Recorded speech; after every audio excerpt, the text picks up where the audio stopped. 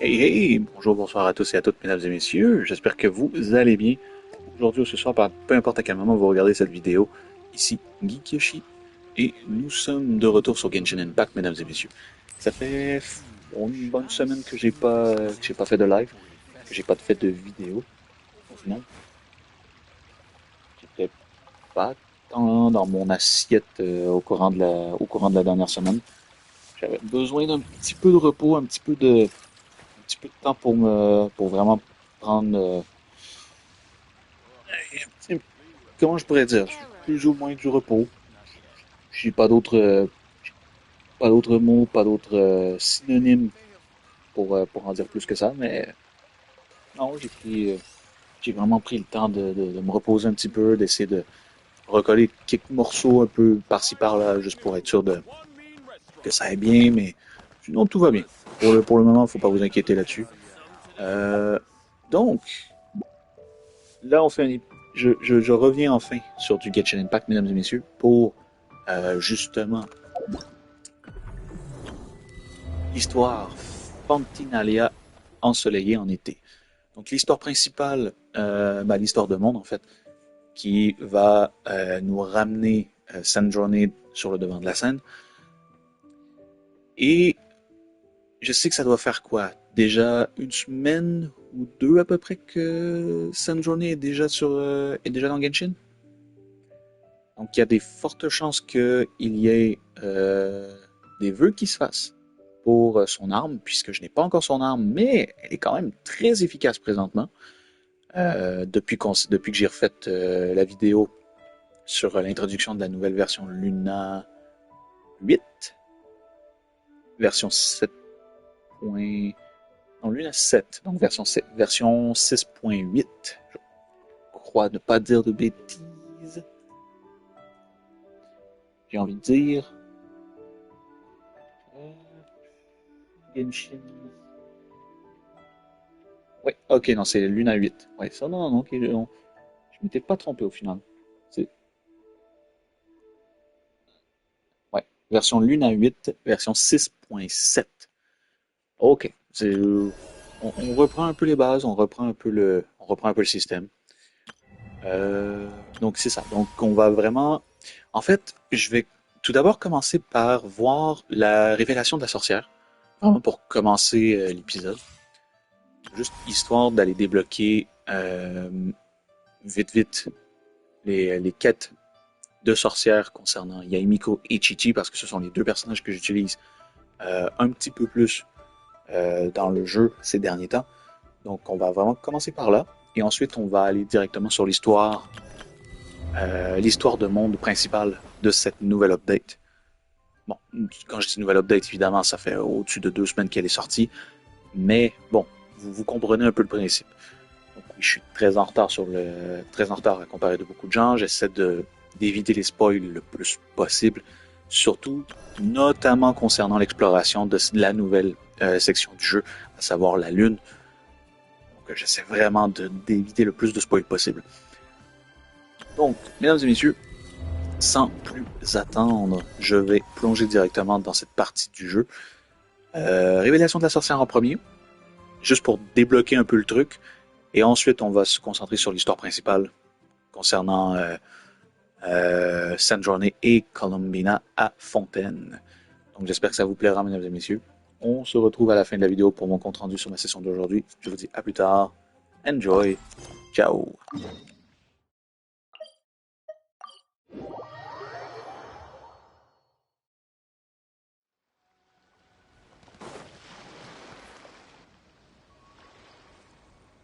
What?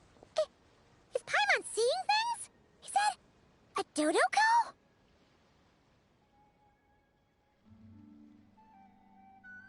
No! There really is a Dodoko over there! And it looks just like... It looks like Barbaloth! Oh my, what a coincidence this is. Traveler? Paimon?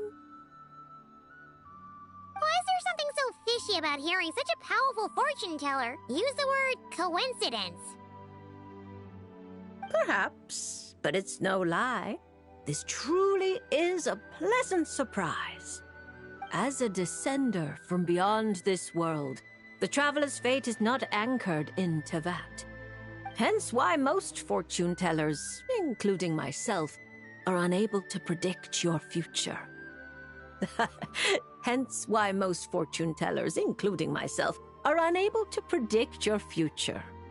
But happily, this particular coincidence couldn't have been any more fortuitous.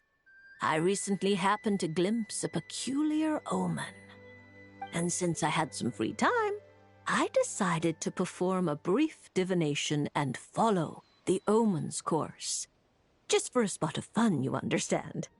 Oh yes, and while I was following this omen, I caught a few ethereal threads of fate and glimpsed the faces of their owners.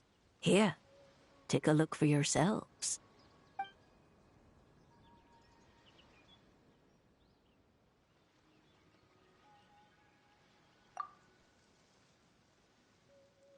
See? Didn't I tell you? Someone with so many friends was bound to recognize them all. Hi, you two. It's been a while, hasn't it? I thought I'd lend a hand with Barbie's divination. Indeed, if Alice hadn't insisted, I'd have treated these names as minor variables and discarded them from the divination. But then you would have missed out on this fun little excursion, wouldn't you? Besides, as mages, we couldn't possibly disappoint the little cuties involved in the prophecy now, could we? It's the dream of every child to receive wonderful gifts, go on grand undertakings, and watch mysterious prophecies unfold. Which is all to say, we simply had to see this one through. And there's no point arguing with Alice. Anyway, if I can gather these minor variables together, I should be able to adjust my divination. So here I am, seeking them out, and if possible, offering them a little fortune-telling. I don't have time to go around divining things like that, but I'm sure it won't be long. Is that why you've set up this stall? So you can sit and wait for them to arrive? Don't worry, I'm not just sitting around twiddling my thumbs.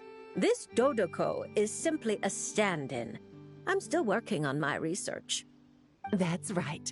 And I installed sensors on Barbie's Dodoko. As soon as the right person shows up, she'll receive an instant notification. And Dodoko will give a happy little wiggle to make sure our visitors are drawn on in. What are you doing back here? Take your arm off that. You'll knock my scryglass onto the floor. And hold that cup steady. I don't want you spilling hot chocolate on my manuscripts. All right, keep your hat on. Just 1 second. There you go, Barbie. This one's yours. I hardly put any sugar in it, I promise. When you say hardly any sugar, I can't help but feel like we're not speaking the same language. Back to business. After we followed up on Barbie's divination, I was hoping to gather everyone up, everyone involved, that is, and throw a huge party. I've even decided how we can send out the invitations. Don't worry, I've already picked out the most beautiful birds available. Picture it. In the dead of night, a huge, pure white bird flies through your window with a mysterious letter in its beak. Then you open it, and a whole new world appears before your eyes. Unfortunately, as I told Alice, doing that would only serve to disrupt the path of fate. Besides, dealing with such small prophecies is a real pain, so it's off the cards. Oh, fate is such a spoilsport. Nevertheless, we can still have a party. When the time is right, I'll invite everyone myself. And as I do hate waiting for parties, Traveler, Paimon, can I leave the job of bringing your friends here to this stall to you? Then we'd be the ones disrupting the path of fate, right? Seeing as the people in the prophecy already have ties to the Traveler, in theory, their fates are already intertwined. If the Traveler steps in to invite them and hurry things along, It shouldn't have too large an effect on the divination. Reliable as always. For the sake of the party, it's in your hands. I promise to save you the best seats, closest to the cake. Barbie, why are you tearing that paper apart? What are you doing? I'm using it to plug my ears. Between you and Nicole. If my head isn't hurting, then my ears are. Ugh, I miss Octavia.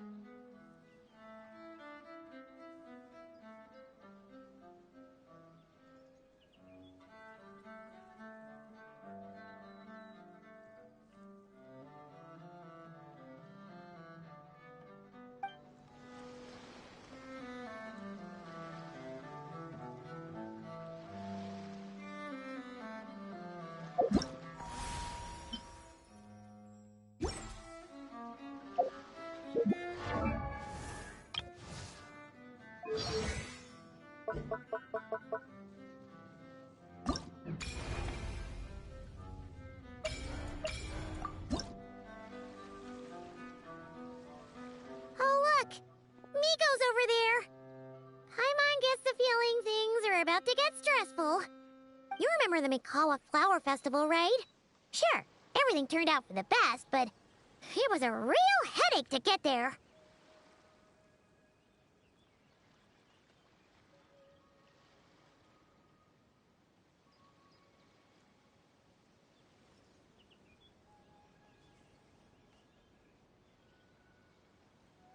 But not this time! We're not the ones doing labor, so we definitely won't...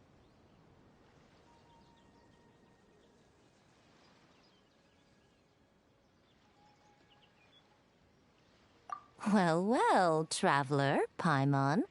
To think we'd run into each other all the way out here in Fontaine. So, what are you... Oh! Miko! Did you hear that just now? No, I didn't hear a thing. But judging by your expression, I doubt it was anything... flattering? No, it's not like that. We're really happy to see you, Miko. What brings you to Fontaine, anyway? Why else would a poor, overworked editor-in-chief like me be here? I'm toiling away on Yai Publishing House business, of course. I had just bought a box of new books and was planning to take them back for my editors to study. Still, while strolling around the city, I overheard people talking about an unusually accurate fortune teller out here in the countryside. So I came to get a reading, if only to satisfy my curiosity. Huh? You're finished already? Why didn't you say so sooner? My, taking such an interest in my future, are we? If you want to know, I might be persuaded to let you see. However, you'll have to pay a price. Let me think. How about you sign on with Yai Publishing House? You can compile your adventures into a thrilling novel. Following the latest naming trends, we could call it... I picked up emergency food at the start, and now I'm invincible. Oh, we're going to sell so many copies.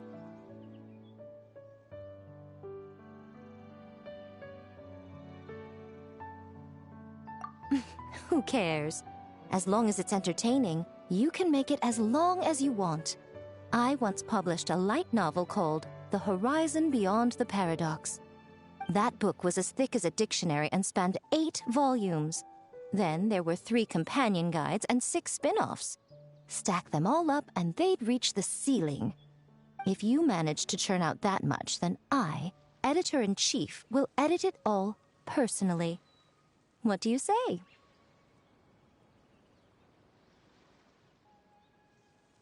Interesting. So, you don't want to see which card I drew, then?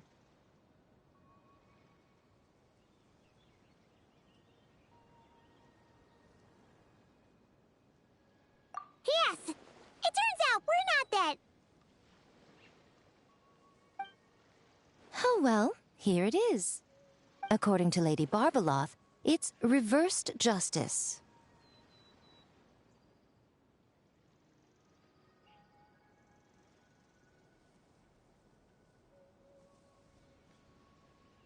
You don't want to see? Very well. Since you have so little interest in divination, the next time you come for a fortune slip, don't expect me to help you draw. Come to think of it, you two have been visiting the shrine quite often lately to hang prayer plaques, haven't you? How about...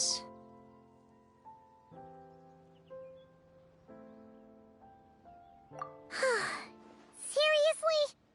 So it would seem, but alas, the justice card I drew is reversed. Does that mean I'm some sort of outlaw, Lady Barbeloth? The card is named Justice, but it doesn't represent a just or unjust person. At least, not in a conventional sense. Perhaps it would be better to say, since it's currently reversed, it represents a dishonest person. Dishonest? Oh, there must be some mistake. I'm always honest when helping these two interpret their fortune slips. Isn't that right? All Paimon knows is that whenever Miko helps the traveler draw fortune slips, it's always great fortune. That's because of his good luck. Or at least, his good luck whenever he's by my side. Luck. Now there's a fine choice of words. Reverse justice does indeed symbolize a distorted sort of cause and effect, imbalance, dishonesty, and dissatisfaction.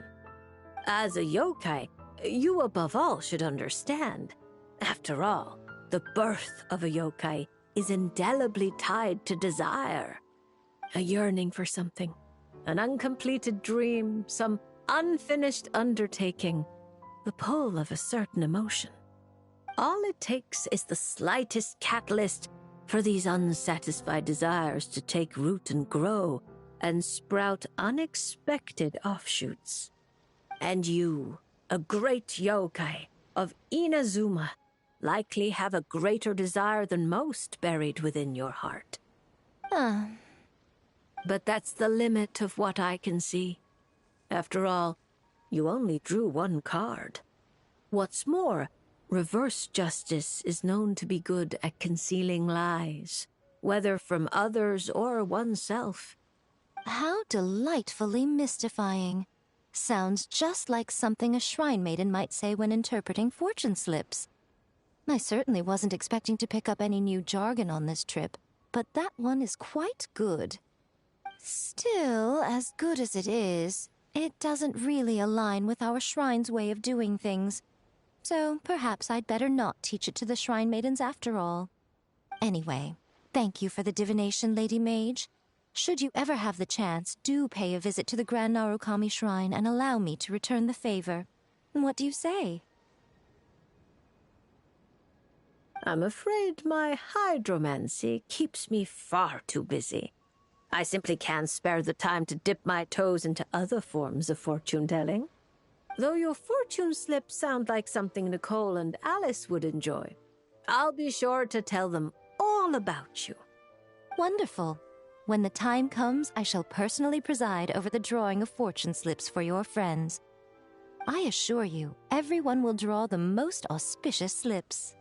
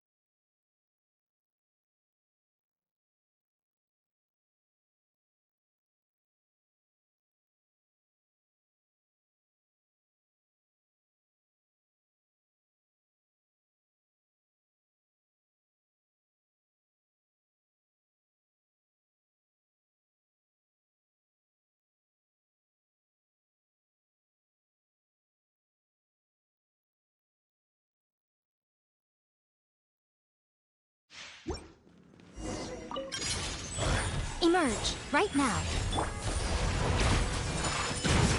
Kamisato art. Sumen! I'm always watching.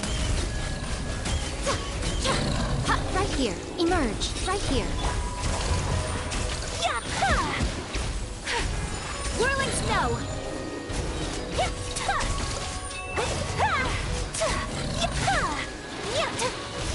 Emerge, right now. Emerge. Embrace the ice. My apologies. Right now, right here. Nothing lasts forever. Take flight. Right now. Emerge.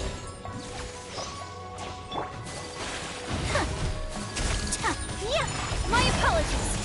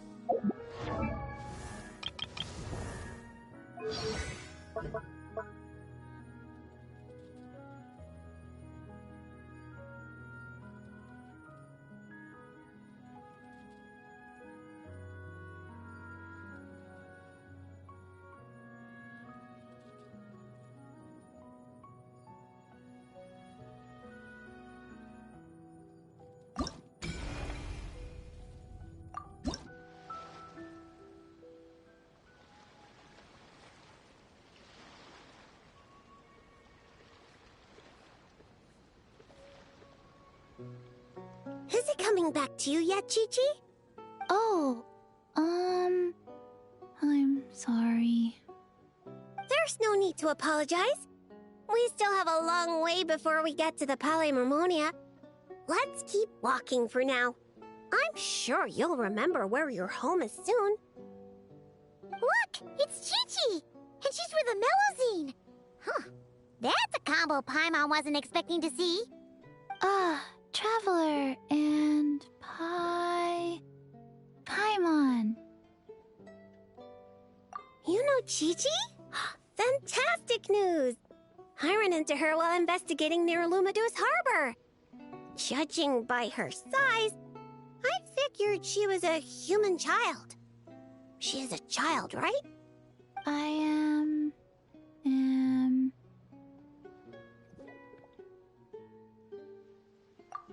Right! We go way back! We're the best of friends! Quick thinking. If Chi-Chi had said she was a zombie, it might have scared her half to death.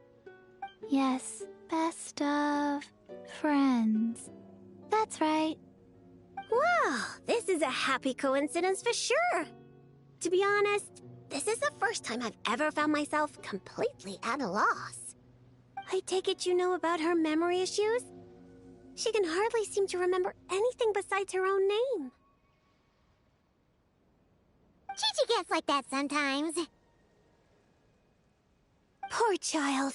I was going to take her back to the Maréchaussée Phantom and let her stay there for a while.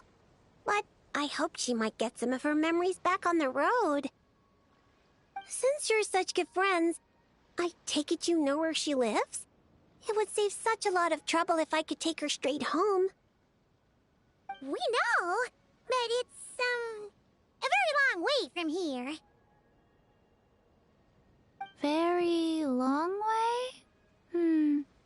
I followed Azili all the way to Lumidu's harbor. Huh?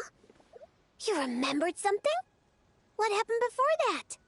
Before that, Dr. Baiju took me on his rounds at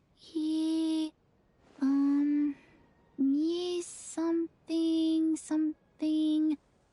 I went to gather herbs and then... Oh! Baiju took you to Yilong she knows what happened. Baiju took Chi-Chi to visit patients at Yilong Wharf.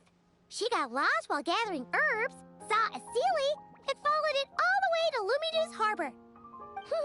Good thing Paimon and the Traveler read Robin versus Chesterton. Simple deductions like these are a piece of cake for Paimon now. Aha! Well, that checks out. I'll take Chi-Chi back to Yilong Wharf right away. Dr. Baiju is Chi-Chi's guardian, is he? He must be worried sick. Oh, you're right. Paimon almost forgot about that. Barbalos, are you there? Can you hear us?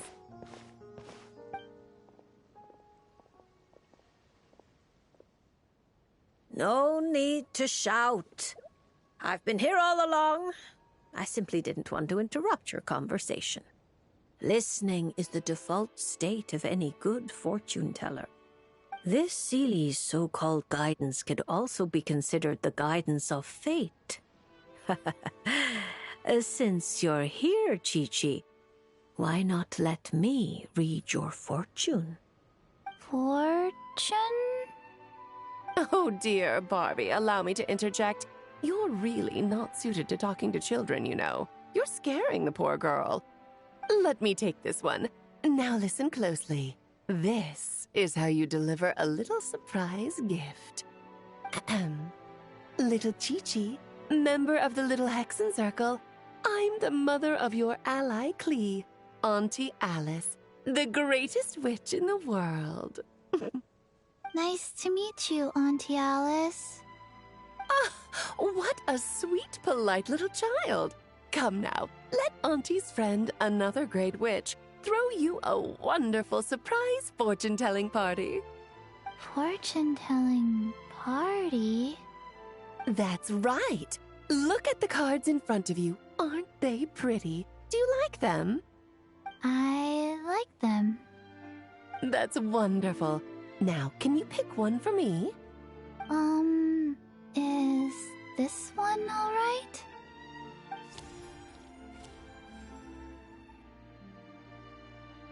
Of course. And because you were so wonderfully well behaved, that card is yours to keep.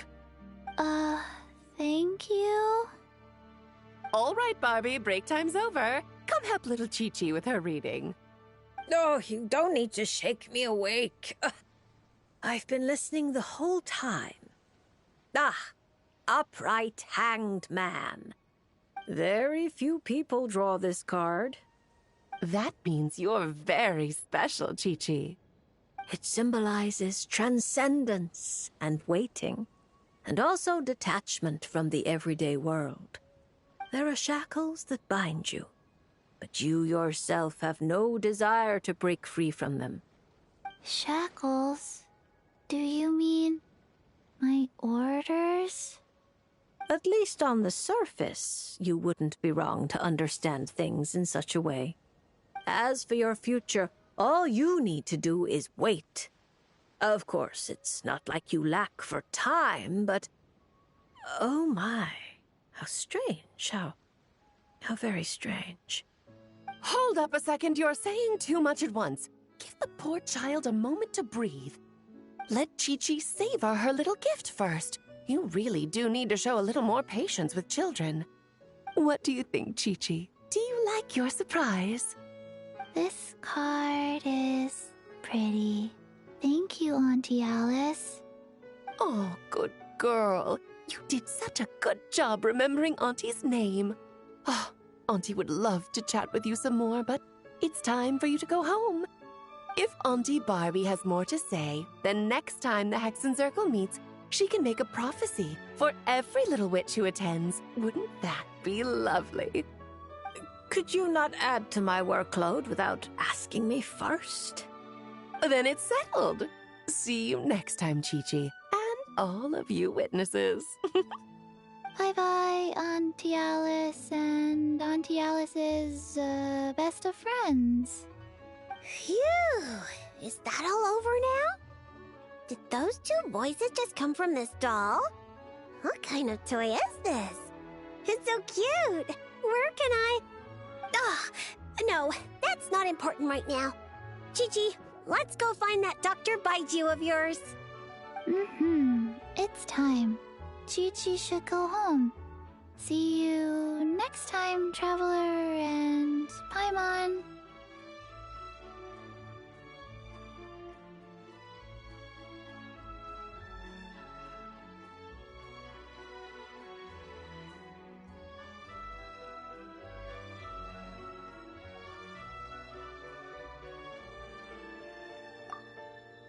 Card. Gift. Pretty.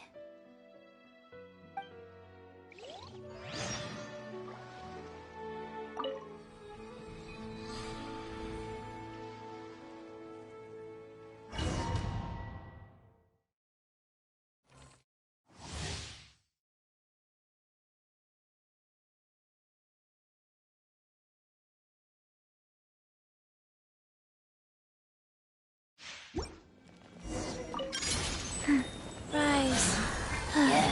Speed of light. Ha, with sword comes shadow.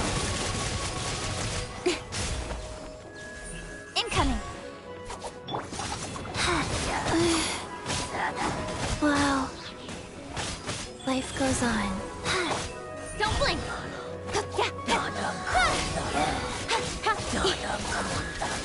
Opening box of Adepti tricks. Nowhere to hide.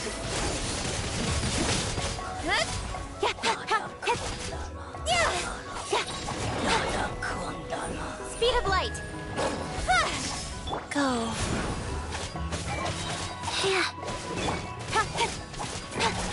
Incoming. Hey! With sword comes shadow. Speed of light. Rise. Orders given. Orders received.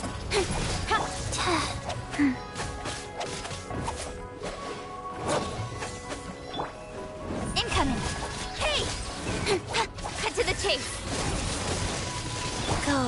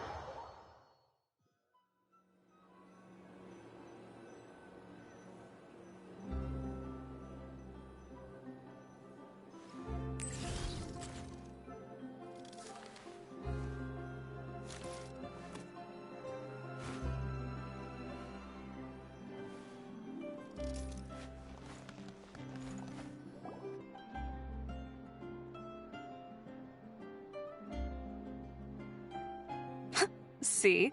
Told you they'd be here. Xavier! Oh, and Shiori and Farina too! Ah, Hydro Archon above! If it isn't my darling camera operator and clapper loader! A very happy Fontinalia festival to you as well! I'm guessing you came back to celebrate with us? Yep. And help out too!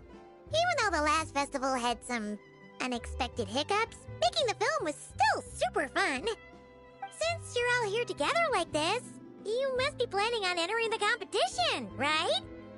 Of course! A celebration of the entertainment industry.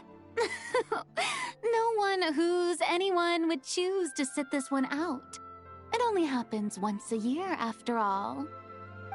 Fontaine Fashion Week might be more my speed, but the film festival brings in a lot of orders and boosts brand recognition, so I wasn't going to miss out either. A few new awards have been added this year, too. Best Director, Best Costume Design, oh, and Best Camera Operation. Ooh, sounds like we've got work to do. Come on, tell us! What's Musketeer Pictures film gonna be about? Oh, about that. What's wrong, Xavier? What's with that look? Oh, man. You weren't scammed by some shady investor again, were you? No. Even I'm not naive enough to fall for something like that again. Besides, thanks to the fine people here, Musketeer Pictures has more than enough funds to shoot without investors. And yet problems persist. Huh? What do you mean? Well, we were planning to replicate our past success and shoot a film based on a popular novel. But as we were holding auditions for the female lead earlier today, a striking young mademoiselle wandered in by accident. Her disposition was simply ethereal. The look in her eyes somewhat melancholic. Oh, I wish you could have been there. The awe I felt can scarcely be put to words. You had to be there, friend. No matter where she stood, it was as if her surroundings, even the air itself, turned into the perfect shot. Guess you found your lead actress, then? No, quite the opposite. My script is entirely unworthy of her.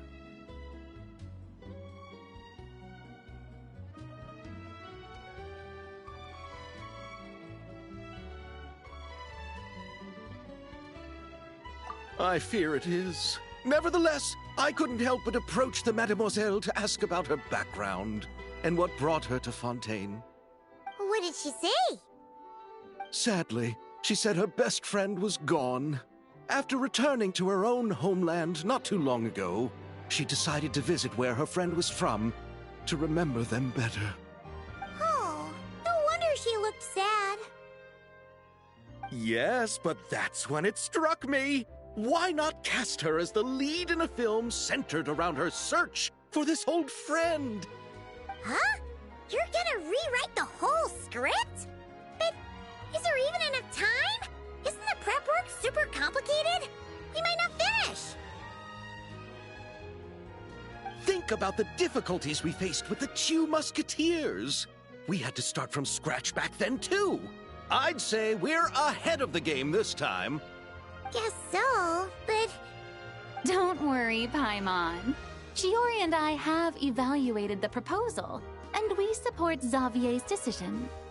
I won't really need to start on the costumes until the cast is finalized, so it's not too much extra work for me. Oh, fair mademoiselles. How can I ever thank you? Finishing the script would be a start. You know, compared to a commercial popcorn flick, I do prefer the idea of shooting a more artistic film. One that leaves a profound and lingering impact in the hearts of the audience.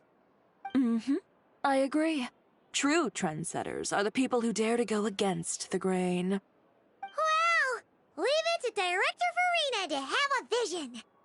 Honestly, though, the artistic passion of everyone at Musketeer Pictures is inspiring. Anyway, now that we've heard so much about this lead actress, Paimon's gotta know who it is!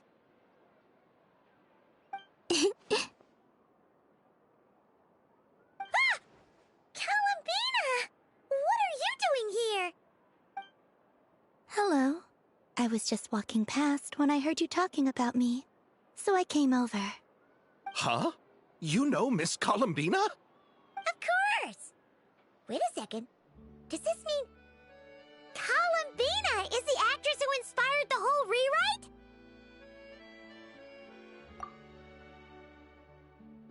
Yeah.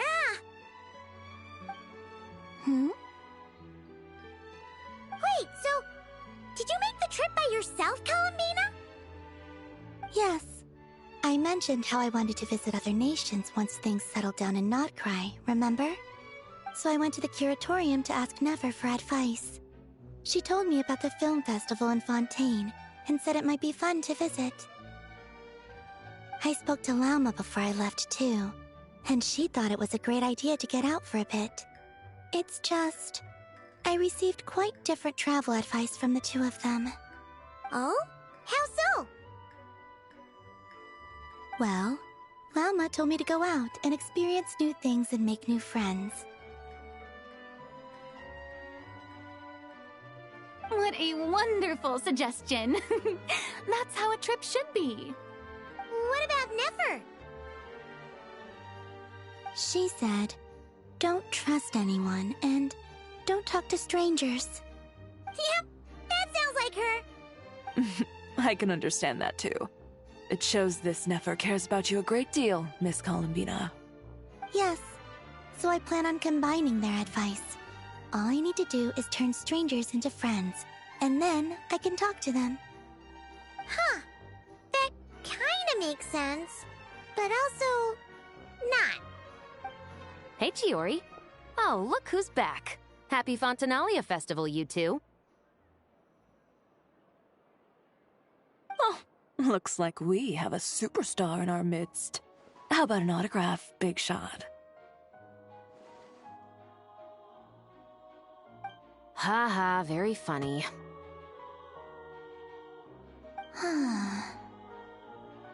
All settled then?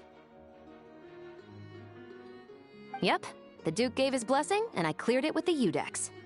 During the festival, inmates with good behavior will get a chance to spend some time on the outside.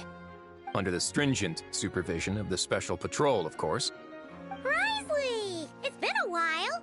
Happy Fontinalia Festival! Does that mean Veronique and her brother will be at the festival? During a specific window of time, sure. Doesn't hurt to give the inmates something to look forward to. A little sun'll do them some good, I think. This is a friend from your travels, I'm guessing. Thought I heard something along those lines? Right! We should make some introductions, huh? Chevros, Risley, this is Columbina, a friend we met in Nocry. Welcome to Fontaine, Miss Columbina. I bet the weather's been quite an adjustment. Yeah.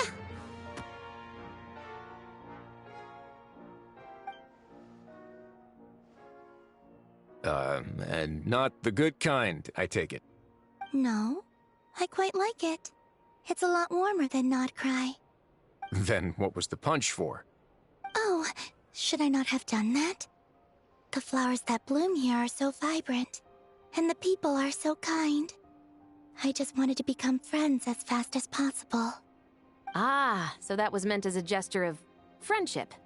Is that right, Miss Columbina? Mm-hmm. Isn't that what friends do? Right. Might have been a bit premature in this instance, though. Your friend here is quite the character.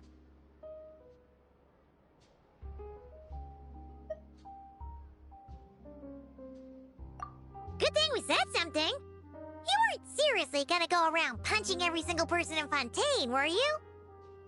No, just the ones I wanted to be friends with. That's not... what Paimon's trying to say is, maybe keep the punches to a minimum until after you're friends with someone. If you say so. You're quite the character, Miss Columbina. So, are we friends? Of course. Any friend of the Traveler is a friend of mine. Yeah. Oof.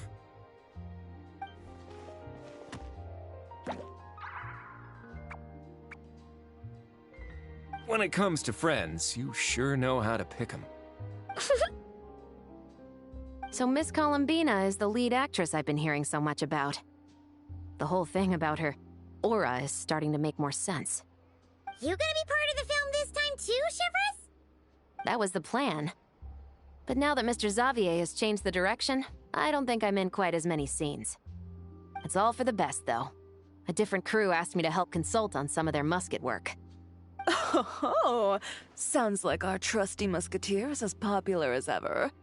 I'm just going where I'm needed. I'm more than willing to help with whatever this production needs as well. Ah, well, speaking of, would you happen to know if there are scenic locations around the court of Fontaine that other crews haven't booked? The festival's pretty popular this year, so there's not a lot left. You might just have to talk it over with the other productions and see if they'll let you squeeze in here and there. I see. Having trouble finding a filming location? Yes, we made a last-minute decision to go down a different route, so the indoor locations we reserved are no longer a good fit. And it looks like all of the best outdoor spots have been taken. You know, I might know a place. Good views, good atmosphere, and no production team has snatched it up. That sounds perfect! Where is it? You want me to reveal it just like that? Come on, let it be a surprise. As much as that sounds riveting, I think we should divide and conquer. You go do that, and Director Farina and I will take Miss Columbina around the city to discuss lighting and styling. Is that all right with you, Miss Columbina? Traveler?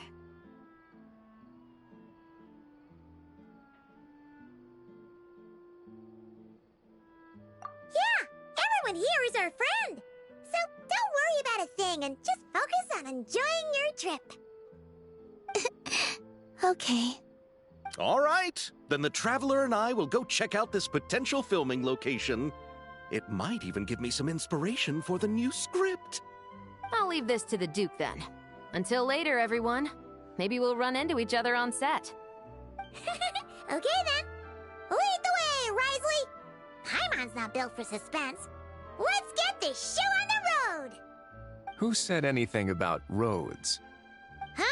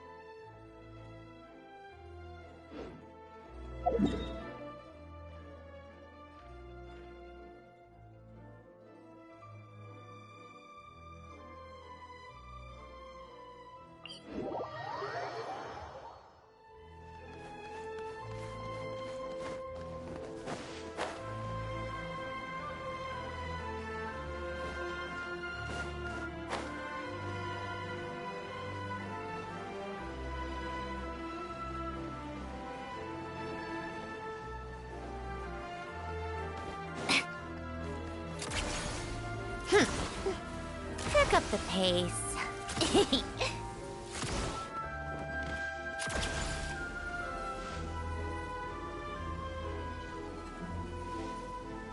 Come on, keep up.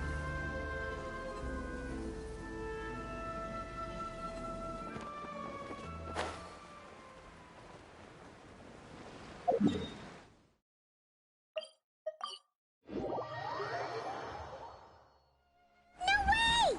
You brought the winglet up to the surface? It'd make quite the grand backdrop for a film, don't you think? Paimon's more focused on the fact that this thing is supposed to be underwater, inside the fortress of Millipede. True. And keeping up with the maintenance on a vessel this big is a lot of work. It takes a crazy amount of manpower just to keep it up and running. Oh, Paimon kind of thought it just sat there until you needed it. I wish it were that simple. The truth is the maintenance costs on this thing are substantial, so we decided to rent it out during the festival to earn some extra mora. Besides, the inmates are the ones who keep it in good shape. Seeing the fruits of their labor put to use is a good form of social rehabilitation for them. Huh, you've really thought this through. What you think, Xavier? Is this a good place to shoot? Ah, I've got it! Good messieurs and mesdemoiselles, I've got it! Gonna take that as a yes. The beginning is the hardest part, and the opening of this film has been eluding me, but now I know just how it should start. Glad to hear it. Thanks for bringing us here, Risley. Don't thank me just yet. This isn't quite a done deal. Huh? Not a done deal as in someone already rented it out? You said no other production teams had snatched it up! This person isn't affiliated with a production team. The rental fee was high enough to scare off plenty of other film crews, but she didn't blink. Made quite the generous offer, and didn't even attempt to haggle. Do you know what she plans to use it for? I'd like to at least have a rough idea before going in to negotiate. I didn't ask for the details, but I did see what looked like a fishing permit and a business license on her desk. My guess is she's planning on using it for some kind of restaurant or aquarium. A floating restaurant is sure to attract people, but an aquarium sounds cool too. The views from the ship make it a great spot for a date. The winglet might not be under my command right now, but it's always nice to see her admired. A film is sure to drum up some good publicity as well. I do hope we can work something out with the current captain. Well, guess we should head over and talk things out then. Best of luck.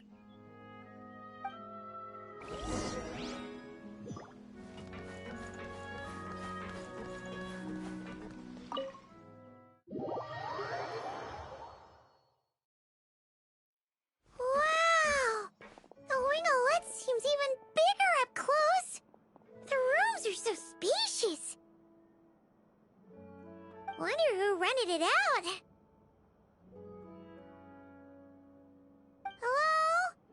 Anyone there? Perhaps the captain had business to attend to elsewhere. But why rent such a massive boat just to have it sit here? Without even leaving so much as a note. Let's try again. Anyone there? Hello? Seriously? Right now?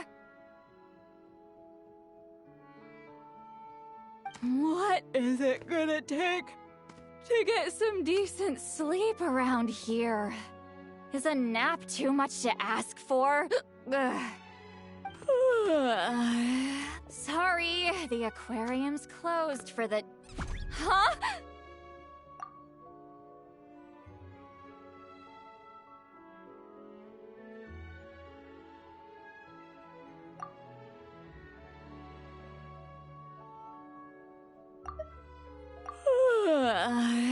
Sorry, the aquarium's closed for the...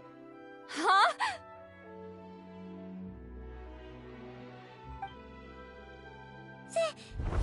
Lolly? Traveler! Paimon! Hold on. Oh, this is just great! How am I gonna go out dressed like this? What happened to my regular clothes?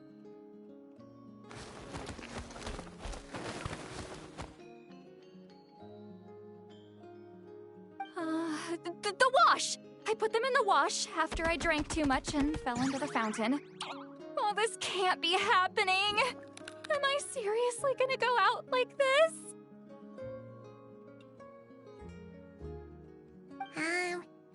Think we might have caught her at a bad time.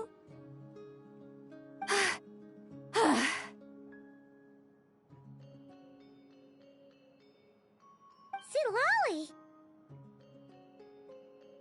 I don't want to hear it. Hear what? A single word about what I'm wearing. No comments, none. Is that clear? Oh, yep. Crystal. Huh? You think so? No, wait, I told you not to say anything!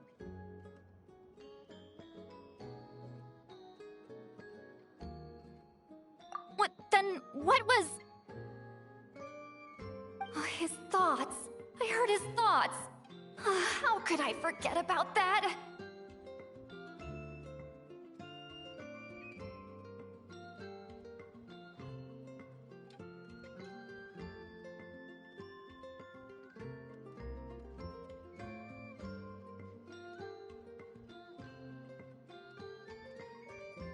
Oh, this is so embarrassing. I seemed a little too pleased to get that compliment, didn't I? Wait, the mind reading went both ways. Does that mean the traveler's hearing all this too? Oh, you clearly did! Huh? What did we do? Paimon's not following. Nothing. It's nothing. Let's just move on. Did you need something? You're not here alone, I see. Hello, I'm Xavier, a film director and producer from Fontaine. I meant to introduce myself sooner, I just didn't want to, interrupt. No wonder we ran into each other in Fontaine of all places. You must also be in town for the festival, then. That's right! We're helping Xavier with his film. In fact, we were hoping to shoot some scenes on this boat. You're the one who rented it out, right, Seed Lolly? Me? Rent a boat? I wish I had that kind of spare cash floating around. Not to mention the spare time. Don't get the wrong idea, though. I'm not here to sail off into the sunset and live out some cushy retirement life, okay? I'm not that old. Then why you dress like... how did you end up staying aboard the Wingolette? Well, I heard one of my favorite light novels was getting turned into a film, so I came to Fontaine to catch the premiere. Originally, I booked a room near the Opera Epiclese, but I'm quite particular about where I sleep these days. I think it's an age thing. And that bed? Oh, I just couldn't sleep in it. I tried to find a different hotel, but with the festival, everything was completely booked.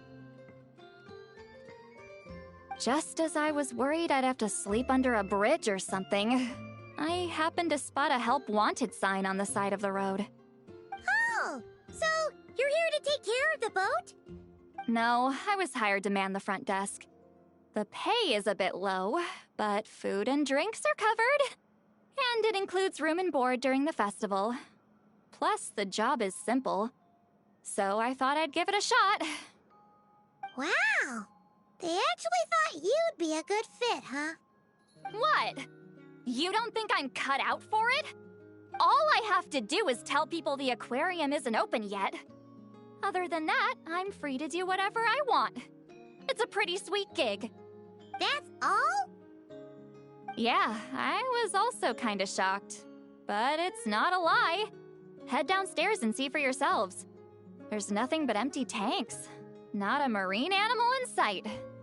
Did your boss mention anything about being open to film crews using this space? Our production was hoping to film on the deck for a few scenes. No. That never came up. You could just ask her. Oh, she's around? What kind of person is she? We should know what we're heading into. She's nice enough, I suppose. Pretty reasonable, too. Even offered for me to move to a bigger cabin if I was too cramped. Back at the Masters of the Nightwind, I'm used to being the one giving orders.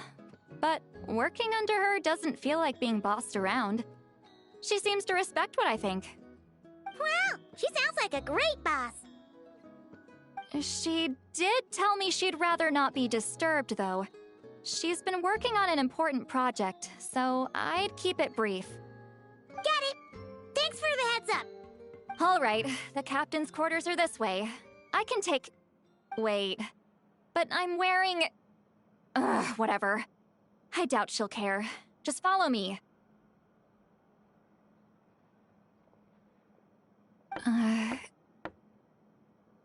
Miss Gyotan? These visitors were hoping to ask you about something.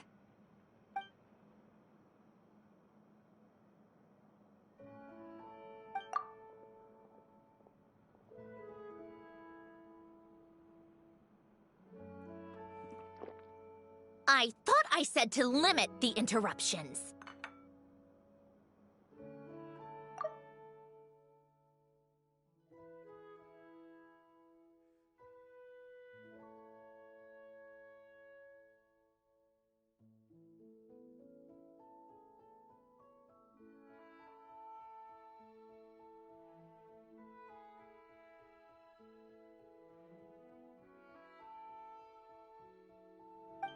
Just tell them the aquarium is still...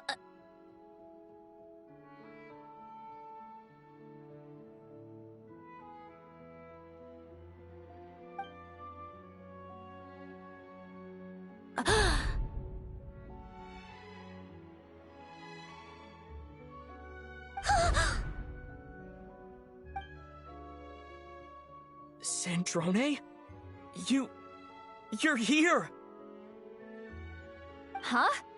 You know each other? Are you okay, Sandrone? Do you still remember us? Everyone was so upset after what happened. We all missed you so much.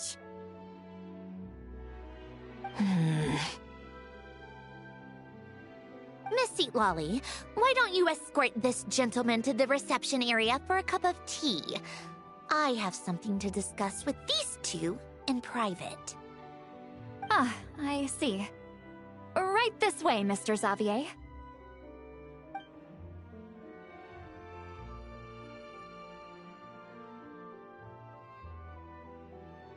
Sandrone? I really can't go anywhere without running into you two, can I? Are you okay? During the battle, your core... it was... destroyed by that bastard Dottore. That's right. But as you can see, I'm fine now. No major issues. Or at least, there shouldn't be. Oh, what a relief! Why didn't you tell us sooner? Or come back to see your friends? Now that I have the chance, I just want to say... Thank you for saving me. Huh? Don't get the wrong idea. I only saved you so we could complete that formula and defeat Dottore once and for all. Even if he did crawl back from the grave to make us all miserable again. That doesn't matter. You're still a hero. All right. But it wasn't just me. All I did was lend my brilliant mind to the cause and take care of one part of the plan. Although, I'm not denying it would have fallen apart without me. You got that right. You're amazing. But how did you go from a, From a lifeless pile of scrap to looking like this? Well, my mom was trying to put it a bit more gently, but yeah. Where do I even start?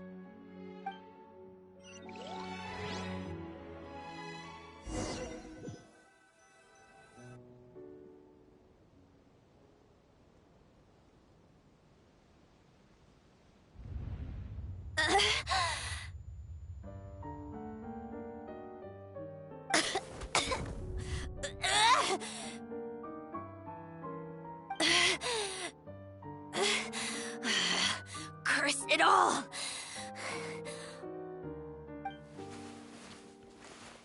Where am I? Did we do it? How much time has passed? I'm not in one of that lunatic's experimental labs, am I? Wait, Fontanian decor. Books from the Research Institute. Phew. One thing at a time. Initiate self-diagnostics. Assess the extent of the damage. Cut power to compromised, non-essential components. Then reconstruct available action modules. Severe damage to the core. Dottore, you bastard. Polonia?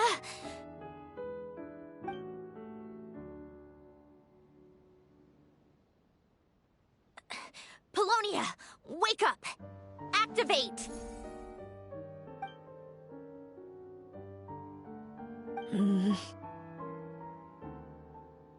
You're in even worse shape than me. Internal gears and energy circuits are barely intact. Extreme damage to the core, just like me. Rebooting is off the table. Even if I could repair the damage, I don't know if... You used up all your critical energy in those final moments, didn't you? To protect the core of that guy in the hat, and the numerological array. Wait, the array... Yes! The prototype is still here. But can I even run it in this state? Whatever. I have to try. I just need to confirm one thing. Activate the numerological array. Connect the computing core to my body. Just like I thought. It needs too much computing power.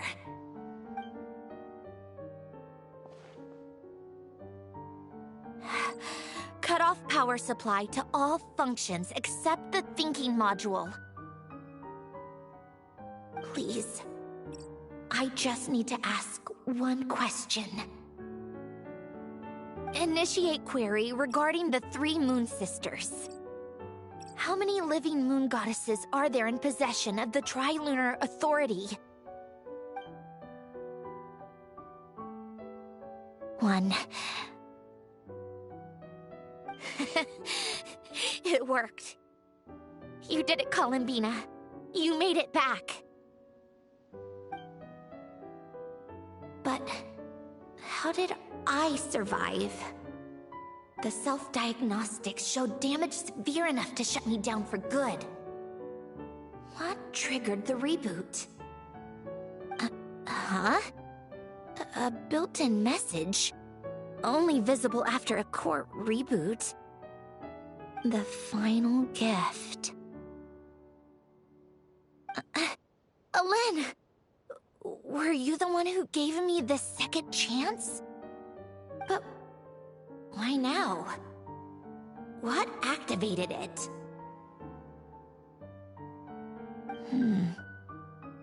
What is that? A vision? Wait, no. It's... a stellar linchpin?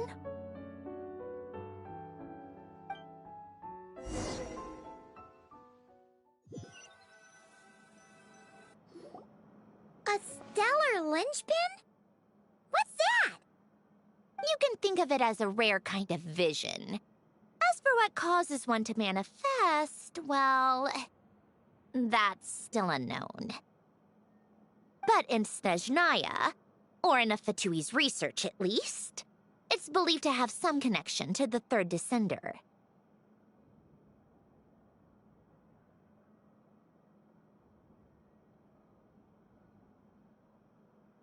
The third descender? We knew his remains were used to create the Gnosis, but this is the first we're hearing about a stellar linchpin.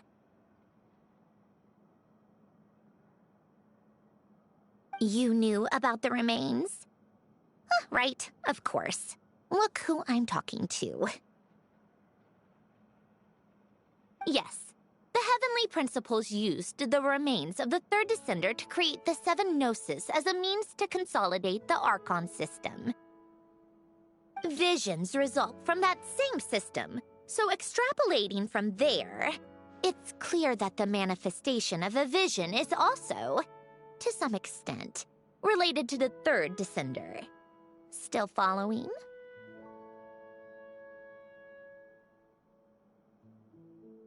For those that wield them, visions serve as a means to channel elemental power.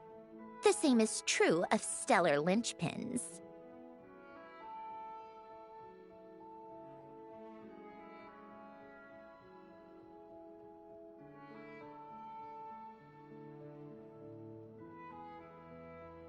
The difference is that, when wielding elemental energy, Stellar linchpin users often exhibit a unique kind of power that seems to come from beyond to that. It's believed that when a stellar linchpin manifests, impurities from the remains of the third descender get fixed in place. Hence the name. That's also believed to be the source of the strange power I just mentioned. We've heard that visions can appear when someone has a really strong wish or desire. Stellar linchpins sound kind of similar, so does that mean... Huh? Oh, don't look at me like that. I've never had any grand wishes or aspirations. Just a list of things that drive me up the wall. So if you're asking why this thing appeared, I have no clue. All I know is that without it, the gift Elen left me, this built-in second chance, never would have triggered. The damage to my core was too severe. But thanks to the stellar linchpin's manifestation, it did trigger. And after my core rebooted, I was able to repair the damage to my body. I also managed to import the numerological array, along with some of Polonia's surviving algorithms, into this form. Wait, does that mean Polonia is... Yes. Unfortunately, Polonia is... beyond repair. Oh, we're so sorry to hear that. But you also mentioned something about a final gift? Yes. Elen often spoke to me about wishes and desires when he was alive. I suppose he thought there might come a day when I wished for something, and was willing to sacrifice my own life to fulfill it. So he left me a chance to start over. No, never. Elen once said I was his proudest masterpiece. That might sound boastful coming from me, but it's also an undeniable fact. After Elen died, I started studying how Polonia and I worked. Polonia is essentially a computational machine, so it wasn't difficult to figure out the mechanical principles there.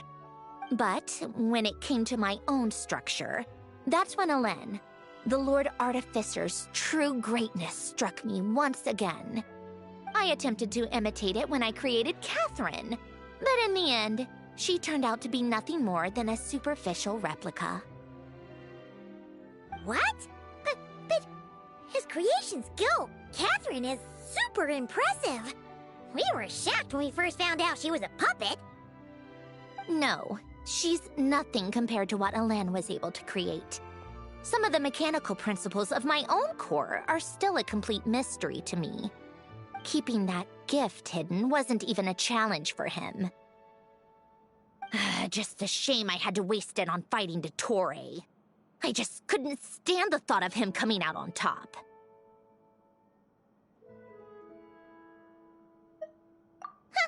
If you put it that way, the world owes me a whole lot then, doesn't it? Wait, but all this still doesn't explain what you're doing here. Risley said you rented the ship and even had some kind of fishing permit? That's because I'm trying to go back to the place Elen and I lived when he was alive. My former home, I suppose you could say. The second chance wasn't the only part of the gift. According to the message, Elen left me a few other things that are stored in the house we shared together. I'm hoping that whatever he left me can help fix certain anomalies in my rebooted core. And help me understand why I received a stellar linchpin in the first place. Okay, so go back then. What does that have to do with fishing? And to think I'm talking to the saviors of Fontaine. Did you forget that the water levels have been rising for centuries? I can't just go back to the place I used to live because now it's underwater. Oh, right. With the rising water levels and changes in terrain, it's not just a matter of finding where it is, but also clearing away any sediment or debris.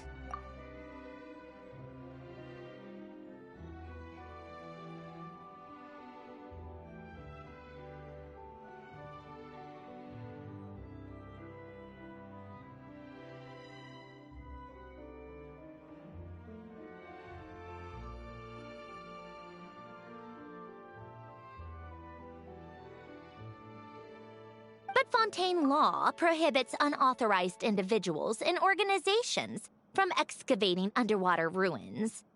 A Melazine caught me the minute I even made an attempt. Why not apply for authorization then? And face the endless slog of Fontainian bureaucracy. No thanks. Besides, I'm a Fatui harbinger. The diplomatic implications alone would be enough to give the gestionnaires at the Palais Mermonia a headache. A fishing permit, on the other hand, isn't difficult to obtain at all. Minimal paperwork required, and under the name Guillotin, the application was a cinch.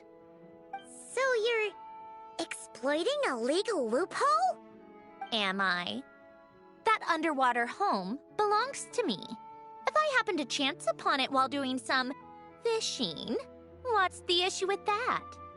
Of course, I do have to catch some fish to put in the aquarium, just in case the gestionnaires come to check up on things. That's also the reason I hired someone to man the front desk. Huh? But isn't that kind of a waste? He went to all the trouble of getting a business license and rented out this giant ship, just for show? If you want to run an aquarium that bad, be my guest. Use the facilities however you want. I'm certainly not going to stop you. All I want is to go back home and see what other gifts Alain wanted me to inherit. Hold on. Enough about me. What are you two even doing here?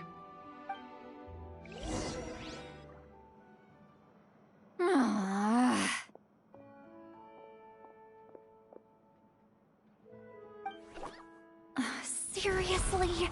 They've been in there forever.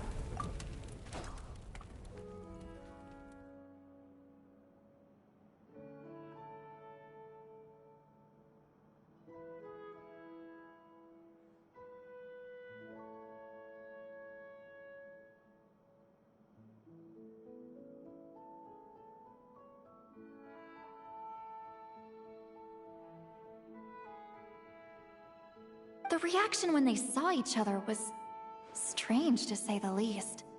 They're lucky I was nice enough to leave the room and give them some space. Back in the Masters of the Nightwind, I'm the one who gets to kick people out. I just want to know what they're talking about. Should I cast a little eavesdropping spell?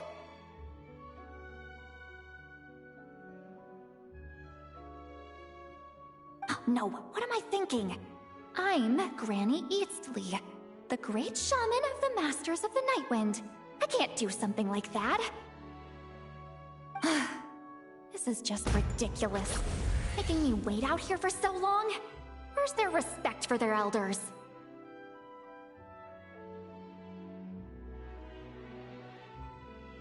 Oh, here they are.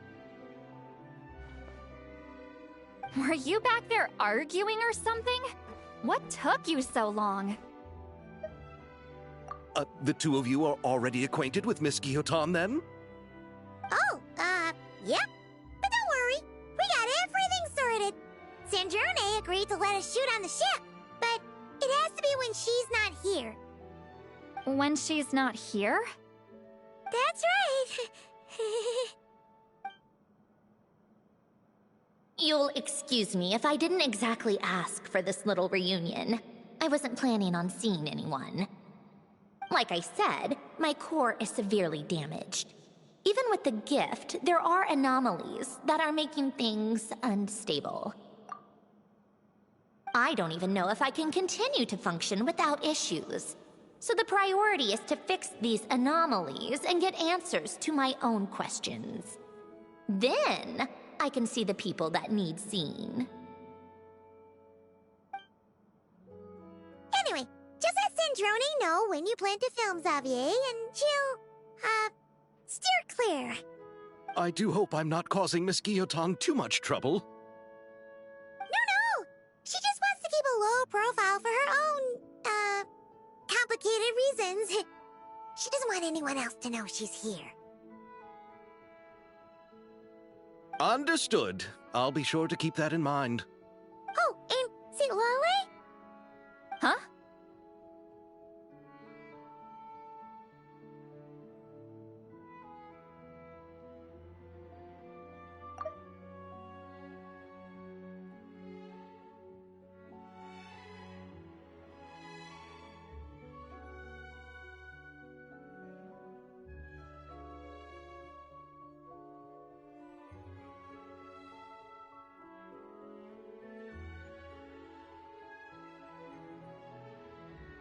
You mean Miss Gyotan?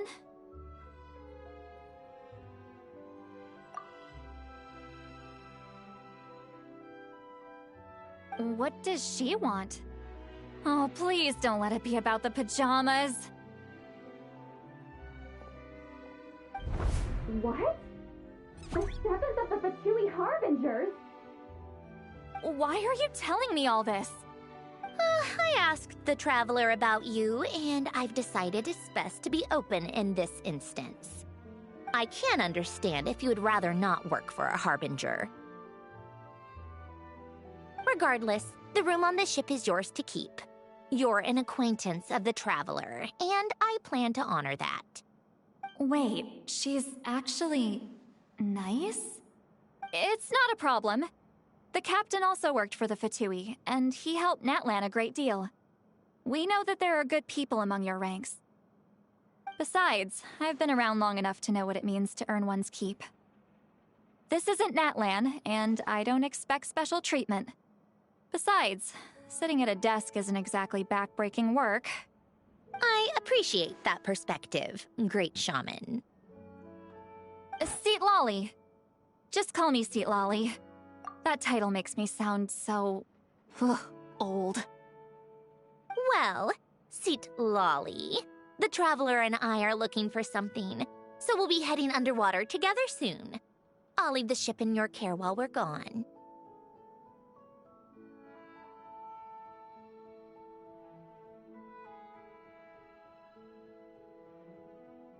Together? How often? Not too often. We're heading out in a bit, but I'll be available if you need something. You couldn't, go alone? I wanted to, but he was concerned about my physical well-being, so he offered to come with. Guess my mental well-being means nothing then.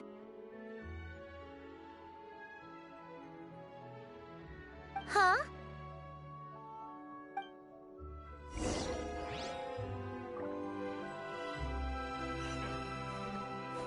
Just be quick about the whole thing, okay?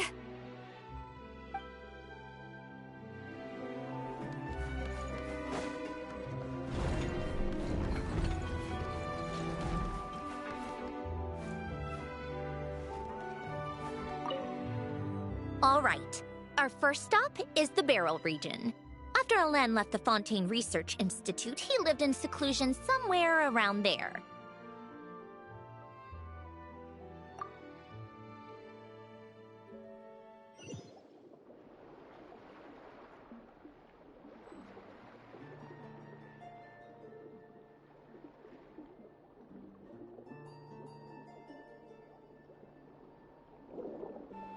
Huh. This place has changed a lot. Guess I really have been gone for a long time. Let's look around and see what we can learn. Oh, and don't forget to catch a few to take back. We need to keep up appearances, remember?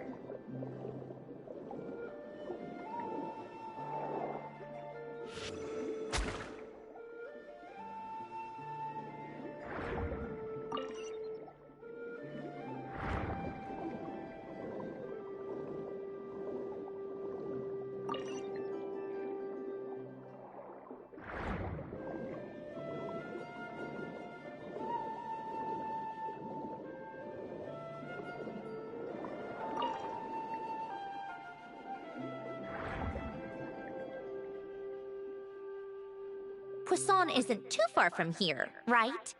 It's all a bit nostalgic, I guess. Back when I lived here, all this was still above water. All right. I have a general understanding of the terrain changes and sediment accumulation. We can stop here for now. Poisson isn't too far from here.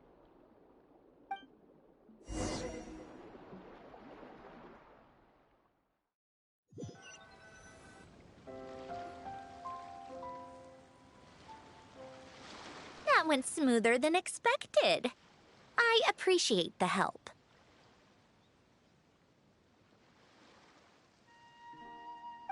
problem. You doing okay though, Syndrome? Seeing your home look nothing like you remember, that can't be easy.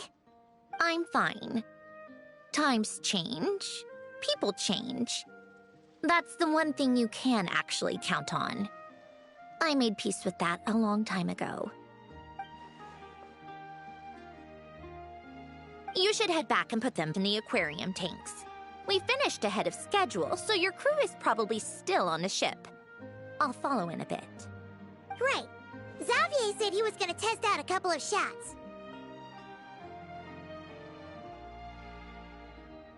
I'm sure. I want to take another look around on my own. Okay then. Want us to let you know when the filming is done? No need. Columbina relies on Kuvaki to perceive her surroundings. In Nodcry, her senses are heightened because Kuvaki is everywhere. But here, as long as she doesn't activate her abilities, her range of perception should be equivalent to an average person's line of sight. I figured that out back in Snezhnaya. That's oddly specific. I have hiding from her down to a science. So, what? Things might be a bit different now that she's merged with the Moon Sisters, but I doubt there's been a drastic change. The point is, you two can head back. Don't worry about me. Okay, if you say so. Come find us on the ship if you need anything.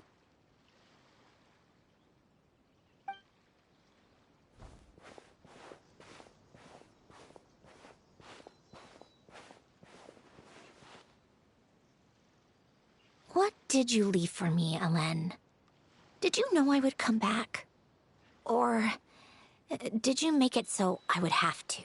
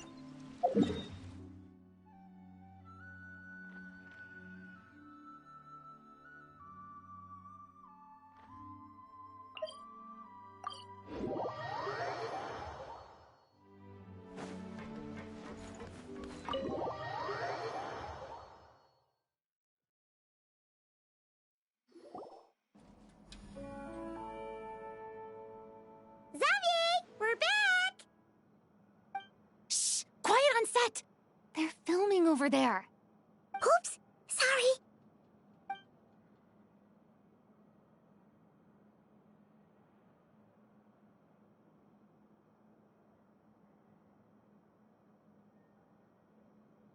What's your take, Detective?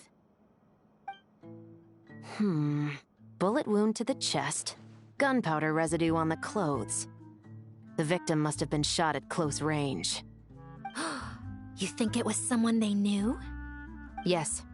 It's possible the suspect arranged for them to meet at this very spot. A reasonable deduction. But you're overlooking a crucial clue. What? The victim's pocket watch is missing. And cut!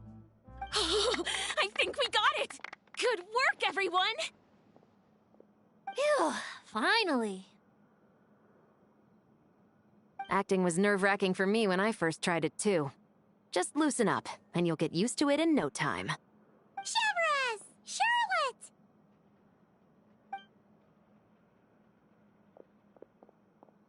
Oh, hello there, you two. You're filming here too? Oh, so Charlotte's crew must have been the one that asked you to help out, huh, Chevres? Yep. They heard about a potential filming location and wanted to come check it out. But when we got here, your crew had already beaten us to it. Luckily, Xavier and our director, Lapine Pauline, go way back. In the end, we agreed to just share each other's filming locations. Considering all the last-minute changes, that's just what Musketeer Pictures needed. For sure! Based off the scene just now, you must be the star of the film, Charlotte! You bet! This detective costume really suits me, don't you think? Oh, for sure. You're already right at home lurking in the shadows taking pictures of this and that. Add a notepad and you're practically method. Thanks, Miss Chiori. I appreciate the compliment. That didn't sound much like a compliment to Paimon. So this is a film set? It looks like a very happy place. This must all be quite new to you, Miss Columbina. Yes. I watched a few films with a friend once, but she thought there was no point if I wouldn't open my eyes. So she stopped inviting me. Looks like I missed out on a lot.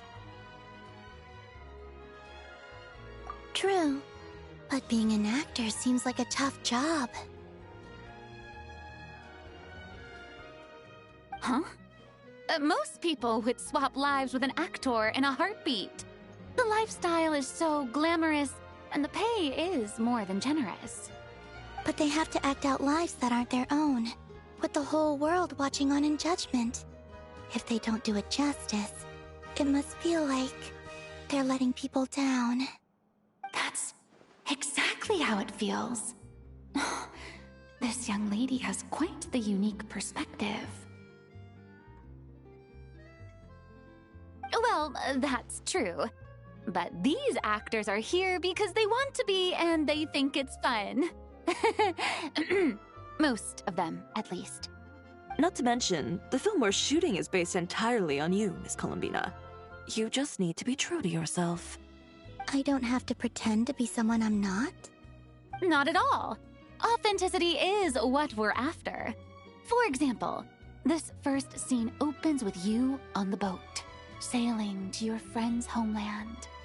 You just need to think about that moment in the story and picture how you would feel. Oh, okay.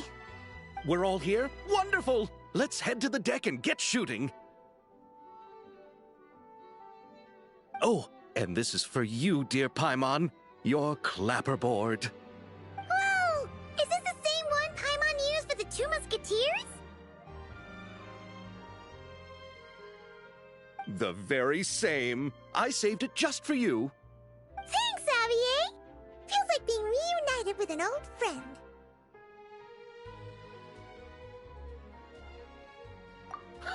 Of course! That said, I have a different job in mind for you this time, Traveler.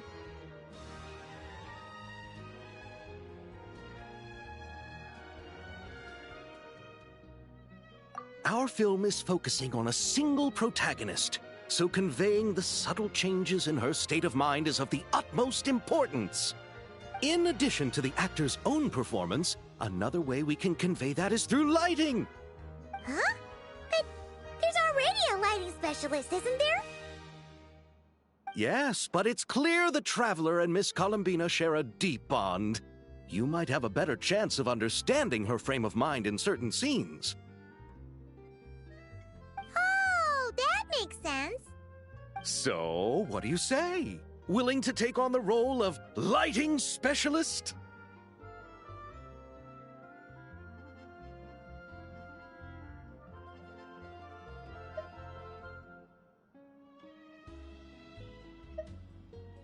It's settled! I leave the job of translating our leading lady's inner thoughts in your capable hands.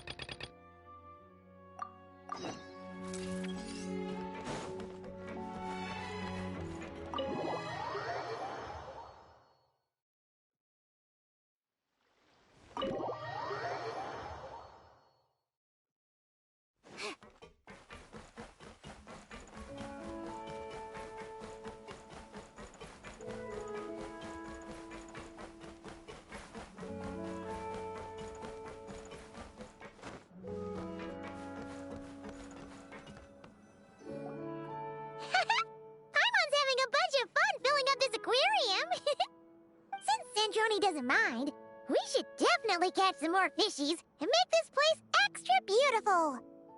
Hey, you two. Come over here. Huh? Is everything all right? Here. This is for you. What is it? It's an underwater mobility device I've been working on. Huh? Wow! That's so kind of you, Centrone. It's just a simple mechanical device. I saw the way you were catching fish and... how should I put this? It seemed somewhat... unsophisticated. To be perfectly frank, I found it quite difficult to watch. Was it really that bad? It was inefficient, unskilled, and completely and utterly inelegant. No need to apologize. Everyone has their own ways of doing things. But seeing as you plan to keep adding to the aquarium, it might be best if you use this device. The waters of Fontaine are home to more than just harmless ornamental fish. There are plenty of predators who could do you some real harm. This device will not only help you fish, it'll also help you flee.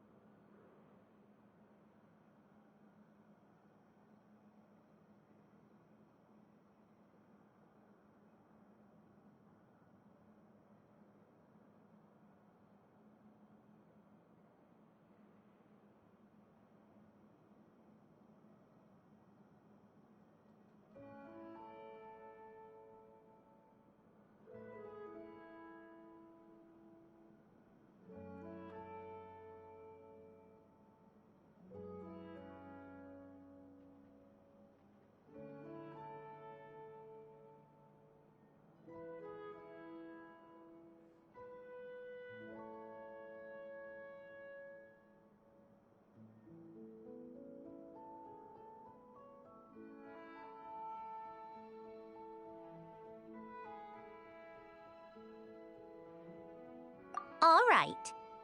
Oh, and if you're going for a swim, go now. And don't forget to tell me what you think of the device. I can always make more adjustments if you have any feedback.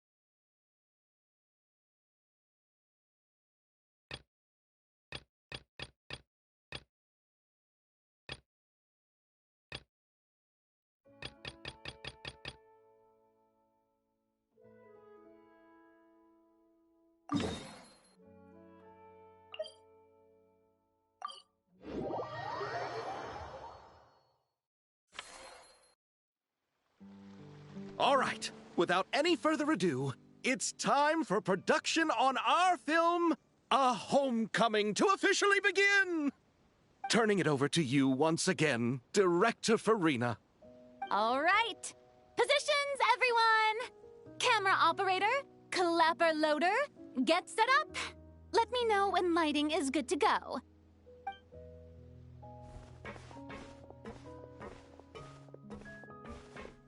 All you need to worry about, Miss Columbina, is hitting your mark.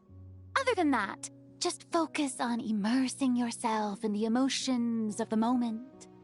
Okay. Good. Lighting, are we ready?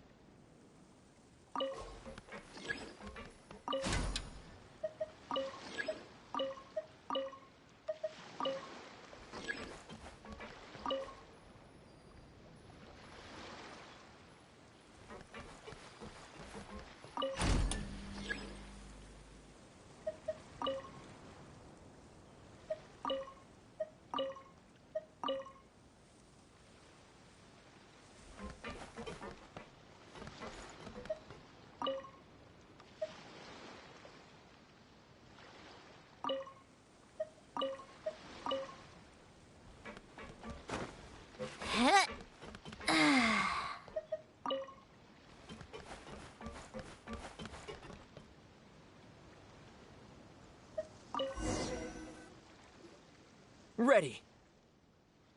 All right, quiet on set. 3, 2, 1, action! This is her homeland.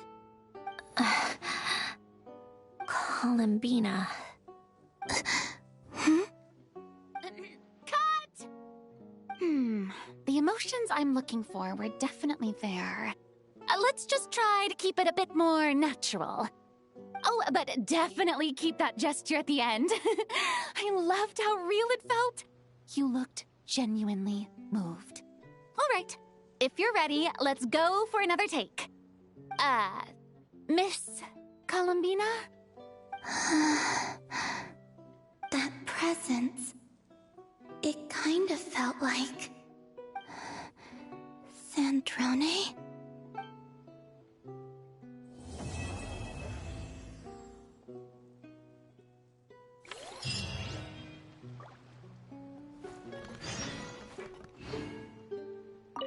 Terrific performance, Miss Columbina. Truly excellent work. Thank you, Director Farina. You really don't mind me not taking off my eye mask? Not at all. Xavier and I already talked it over. The character is based on you, so there's no need to change what you're accustomed to doing. Besides, the mask could become one of the defining traits of our film's leading lady. Just like you suggested, we'll leave the reveal to the more important moments.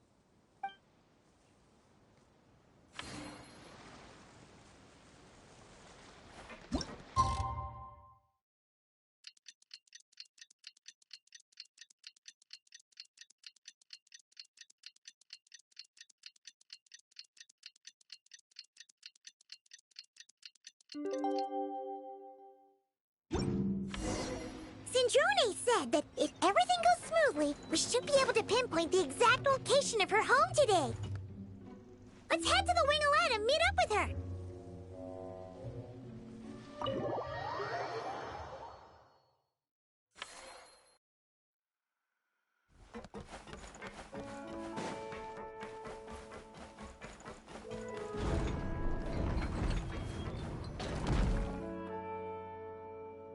Ah, you're here. We should get going then. Xavier and the others should be filming soon.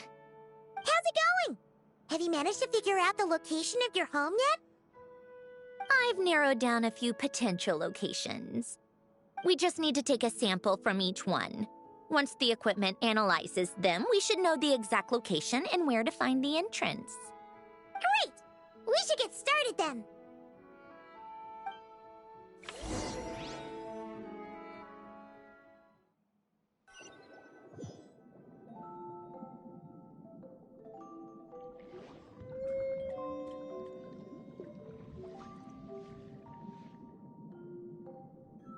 All right, let's get a move on. That should do it. Let's head back. The filming should be just about done. We made good time. We might even know the location by the end of the day. You sound pretty happy about that. Do I? I suppose I've just had enough of these anomalies I've been dealing with. The sooner I can fix them, the better. Anyway, enough chit-chat. We have work to do. Oh, but let's head in through the side door. I don't want to run into the crew on the deck.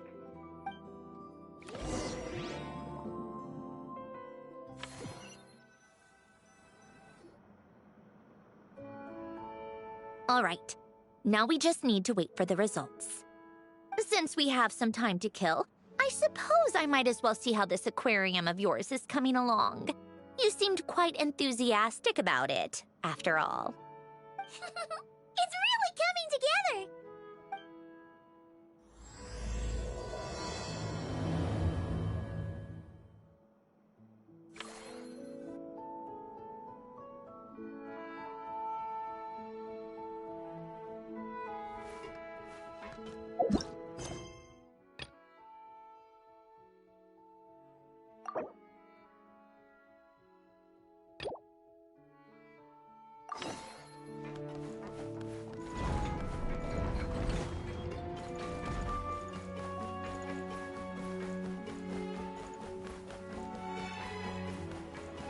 Take a break.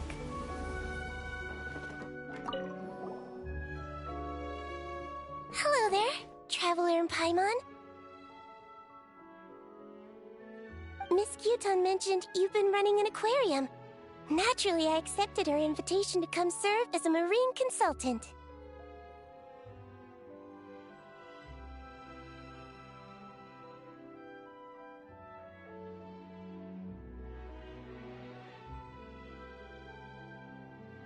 Great! With head nurse Siegeween around, we won't have to worry about the little fishies getting sick. Since you asked me to look after the animals at the Chevalmoran Film Fantasyland, I've picked up a few tricks of the trade.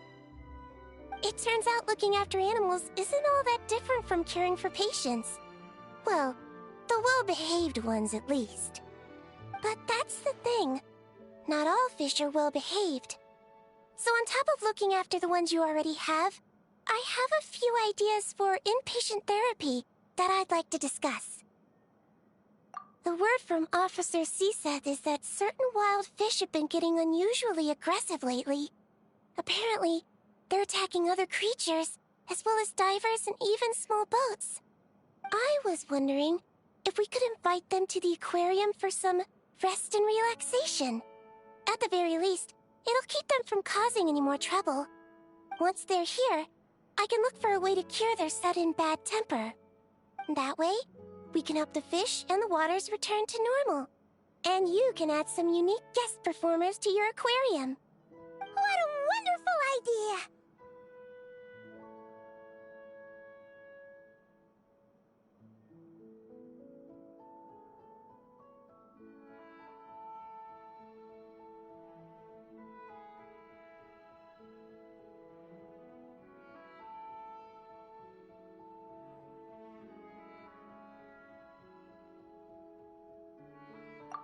right. I'll give you all the intel I have on where to find those aggressive fish. The rest is up to you.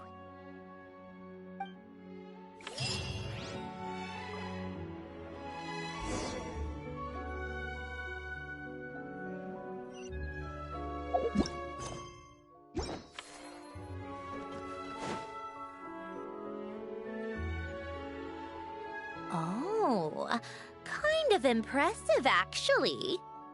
These must be the ones we caught the first time we went underwater. Like it? It's fine, I guess. Nothing special. Come on! It sounded like you really liked it just now! You're that proud of it? Is this a sense of accomplishment or something? Well, yeah. And it's pretty. You know it's gonna be gone soon, though, right? What do you mean? After the festival, this ship will be returned to the fortress of Meropide, and this aquarium will be no more. So? So, no matter how much work you put into this place, once the festival is over, it's all just going to disappear. But not making the most of it when we have the chance is an even bigger waste! But if you know it's all going to be gone one day, why even bother? Well, Because you still get to keep the things you gain along the way. And those are things that can never be replaced. Doesn't that make losing them even harder? Well, if you put it like that. But the happy memories we make along the way last forever. You just have to take a more glass-half-full perspective. Not to mention, everything we do here is going to be on film, so it'll still live on in some shape or form. And when you look back on it, only happy memories will come to mind? Exactly! So it's about finding joy in the process itself. Traveler! You're back already? What's wrong with that? You say that like it's terrible news or something. How did you get here? I didn't see you on the deck. Oh, never mind. We need to help Miss Guillotin hide ASAP. The crew is heading over here to shoot any second. What? They should be done by now. There was a mishap earlier that cost them some time. I was waiting on deck so I could warn you the minute you showed up. Anyway, you should head back to the captain's cabin right away. They're gonna be here any minute now. Ugh, finally! That's a wrap for the scenes on the deck. Wouldn't have taken half as long if the wind hadn't snapped our equipment in two. Uh-oh! Too late! Change of plans then. You'll just have to hide. Hide? And where exactly am I supposed to do that? Oh, there's a box over there! You can get in that! Huh? You expect me to... Do I need my makeup done for the next scene too? For the love of... Let me see. Maybe just a quick touch-up. Huh? Traveler and Paimon? What are you doing here? I thought you took the day off to take care of something. Huh? Oh, well, it didn't take as long as we were expecting, so we came back early. What about you guys? You're still not done shooting for the day? No, we ran into an issue that, set us back. It meant Miss Charlotte's crew wasn't able to wrap either. We both still have scenes to shoot in this aquarium. Oh, that's not ideal. For several reasons. Let us help then. The sooner we wrap, the sooner everyone can get some rest. All right. Thanks, you two. Miss Charlotte's crew can go first then. If I'm not mistaken, you still have a night shoot later. Thanks, Director Farina! Of course. Fellow artists should help each other out where we can. Agreed. Well then, Camera, lights, get set up. Actors, give your lines a quick once-over. Let's try to get this in one take.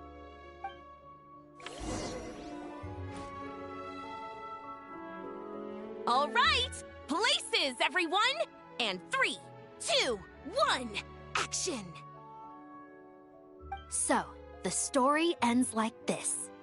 But when Duke St. Germanus departed, he clearly said that everything was beyond redemption. Huh? That sounds familiar.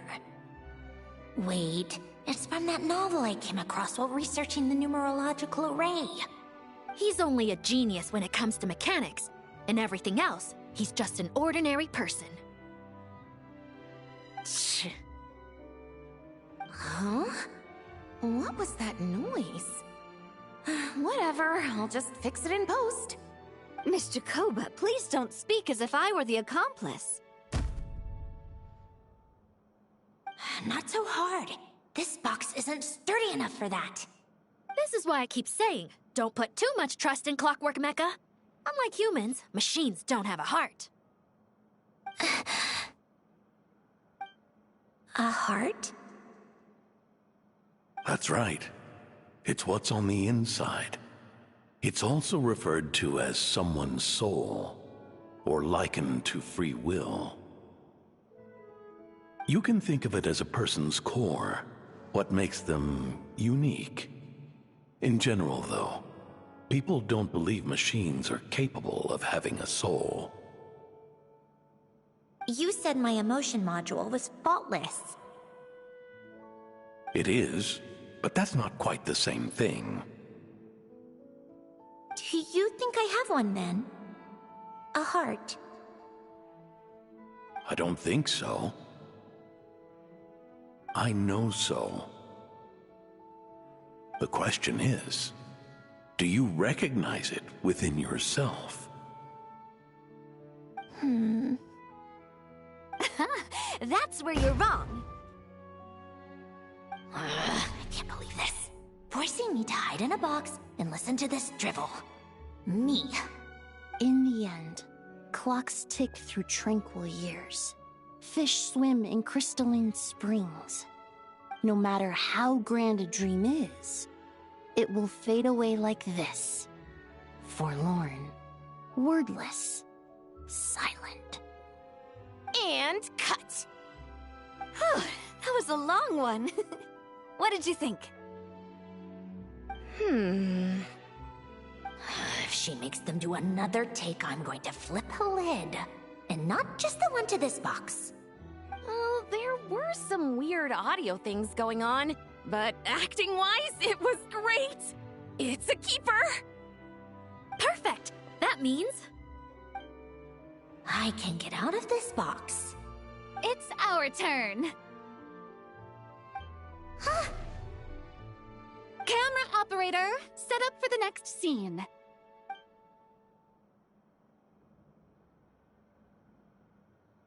In this one, our protagonist peruses an aquarium in a foreign land and gets swept up in memories of her friend.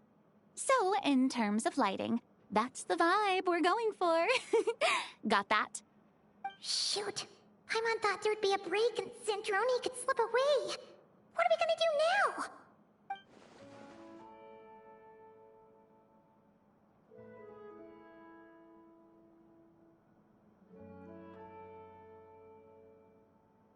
Break a leg!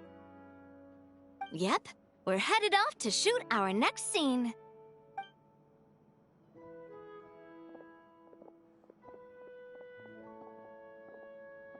All right, quiet on set. We're about to start rolling.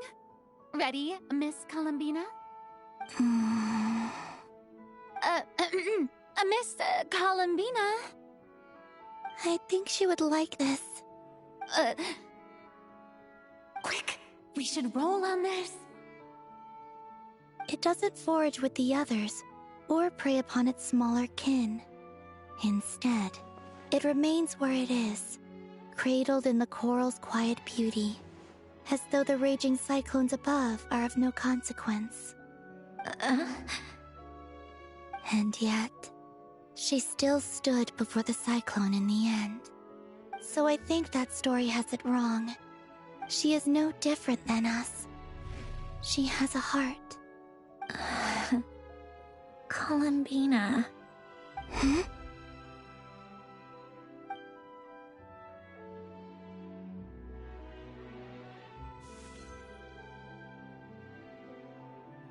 Uh-oh, is she onto us?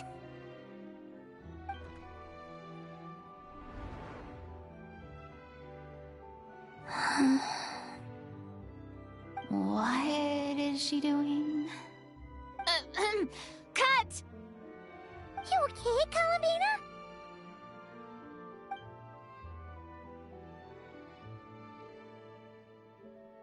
Hmm? Oh, yes. I just thought... Why don't we take a short break? It's been a long day of shooting so far. That last take was beautifully organic, though. We can use it as is. No need to go again. Thanks, Director Farina. But I'm fine to continue. You're sure? In that case, let's shoot some quick B-roll. Then we can move to our next outdoor scene.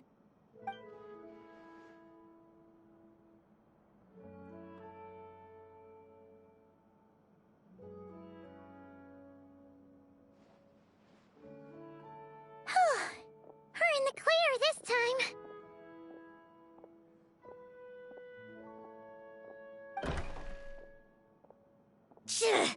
Ugh! Absolutely suffocating. You okay, Sandrone? Right as rain. Come on, let's go check the test results. It's time for me to go home.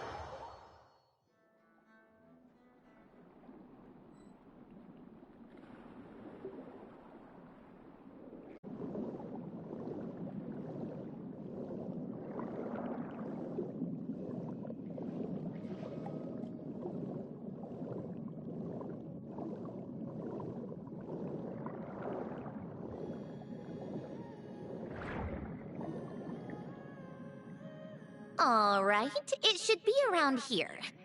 Give me some space. I'll activate the water insulating mechanism.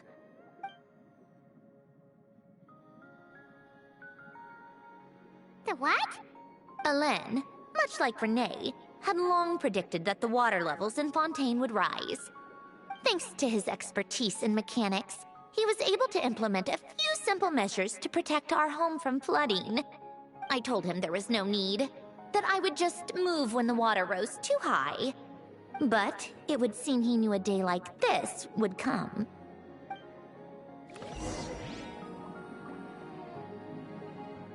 All right, the silt has been cleared away.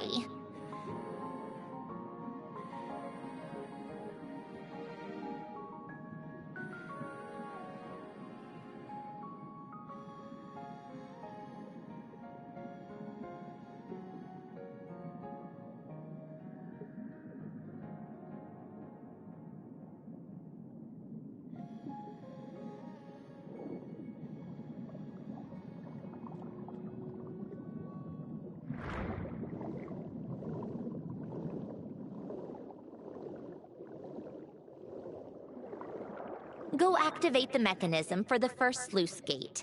That will fill the empty middle chamber with water.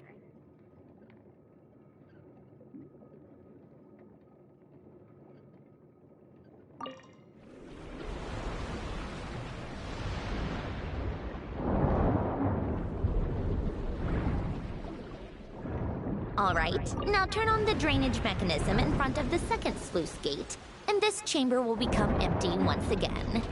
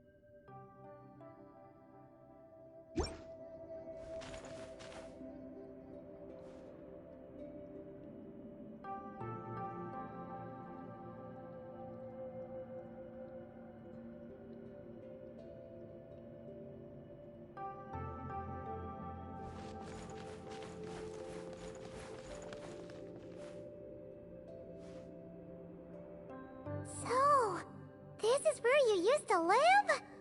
It's beautiful! There's even a garden! Back when I lived here, it was my job to tend to the potted plants and flower beds. Still growing strong even after all this time. Who would have thought? If the weather was nice, I would take Alen out in his wheelchair and we would go for a walk. Before long, we started bringing Polonia along too. Come to think of it, I was the only one who could get around easily back then. Polonia always got stuck at some point, and it was up to me to launch a rescue mission. Happy? I suppose they were. Uneventful, but pleasant. Repetitive, but peaceful. It was like living in a world where time didn't exist. Of course, that was all just an illusion. Death still awaits all of us at the end. Oh. All right, enough standing around. Let's head inside.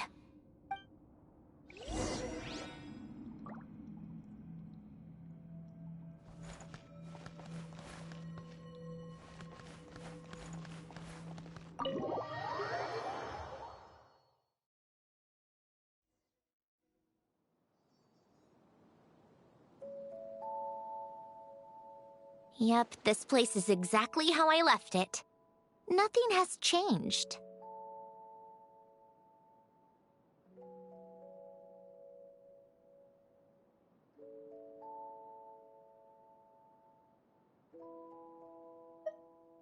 What is it?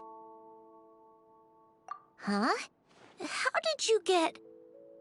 Oh, Arlecchino gave it to you, didn't she? And you... read the whole thing. Just so you know, a lot of that was written a long time ago. At that very desk, to be exact. Anyway, since you've already read it, you should just hold on to it. I can always start a new one. Well, feel free to look around. I'm going to start looking for the gift Alen mentioned. Oh, but be careful with the stuff around here. I'm not saying you can't touch anything. Just try not to choke on the dust. Polonia.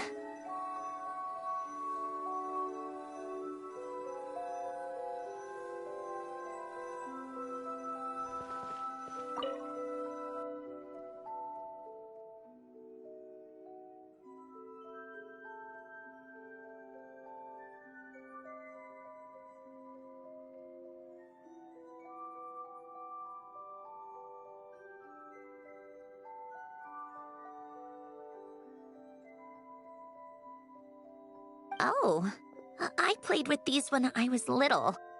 During the first few months after I was created, I mean. At first, Alana and I would play together, but it didn't take long for me to become unbeatable. So, Polonia and I played together instead. Yeah, these don't look like Paimon's kind of games. Logic and math puzzles? Those happen to be my specialty. It's been so long. What do you say? Should we play a few rounds? Let's go with this one. The gears on the left are stacked from largest to smallest. The goal is to move them to the other side in the fewest number of moves. Just remember, you can't stack a bigger gear on top of a smaller one.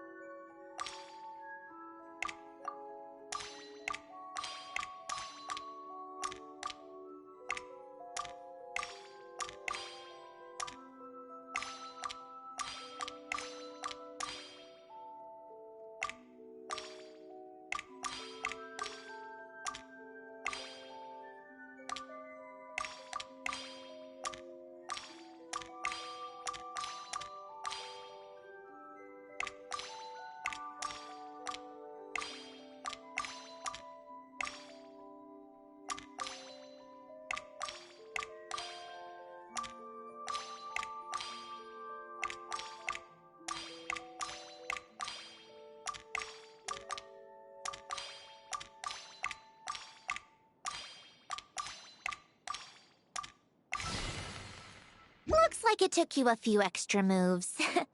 My first attempt was the same. You'll get better with practice. Well, what did you think of the game? You showed quite a bit of promise, too. We should do this again sometime.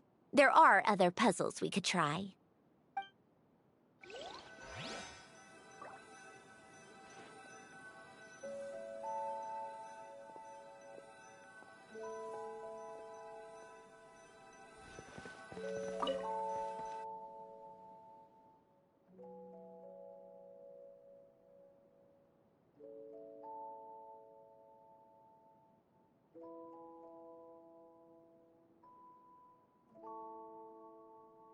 Oh, these are some of Alen's drafts from his later years. Just casual doodles, really. And these are just some unimportant letters. I couldn't be bothered to sort through them before I left.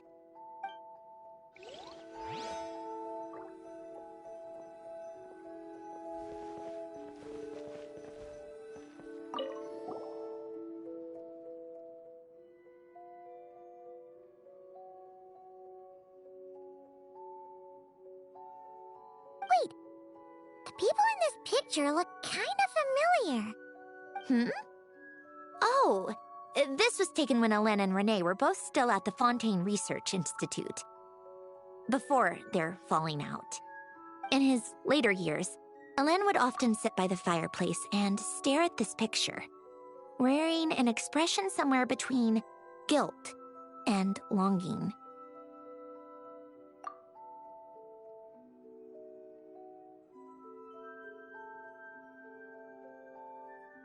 He said he sometimes regretted not helping his friend when he needed it most. Even if just to stop him.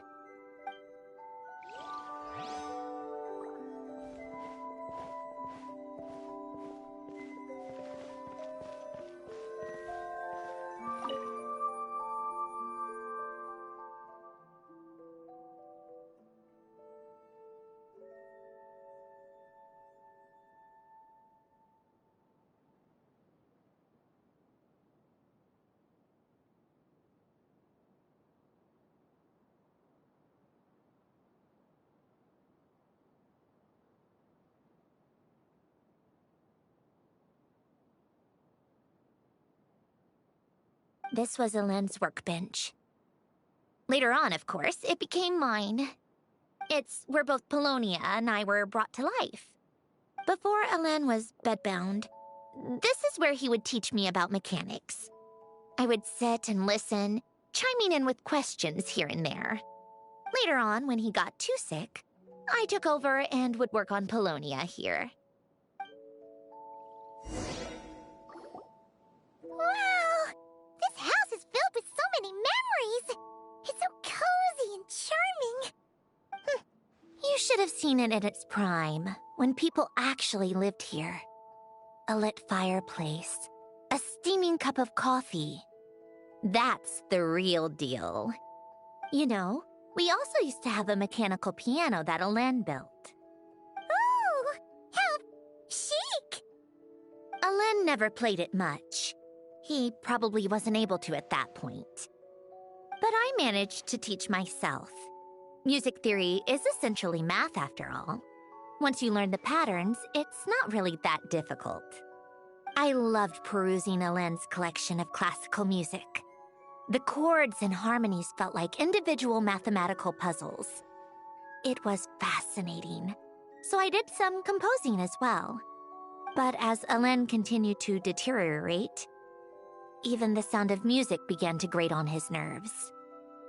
So I got rid of the piano. Aww.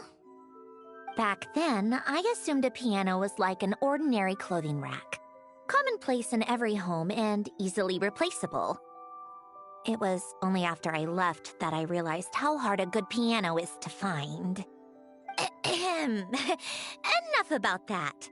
Alen's gift should be just in here. The only things undisturbed before I left were a few of his personal belongings.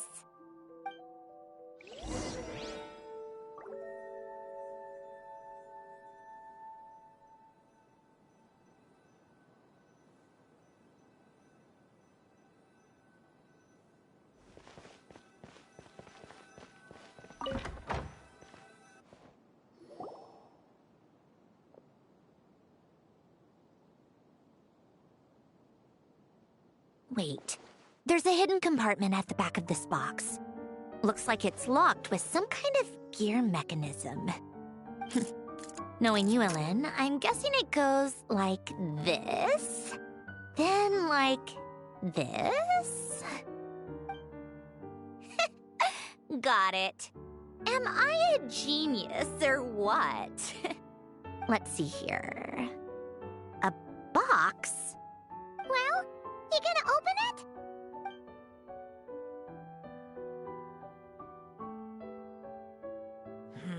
It's heavier than I was expecting. Just how much stuff is in here?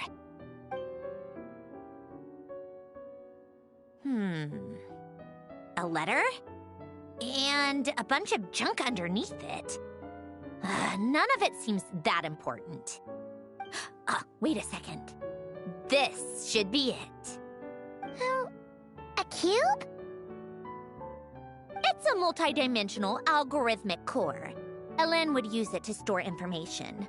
Only Polonia and I have access.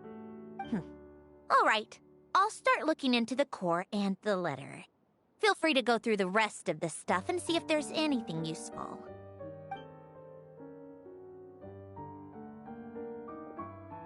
Okay. Hold on. There's another picture in here. This one has writing on the back. A snapshot of you playing among the plants shortly after you were born. You seem to like these flowers a lot. May you grow and flourish just as they do.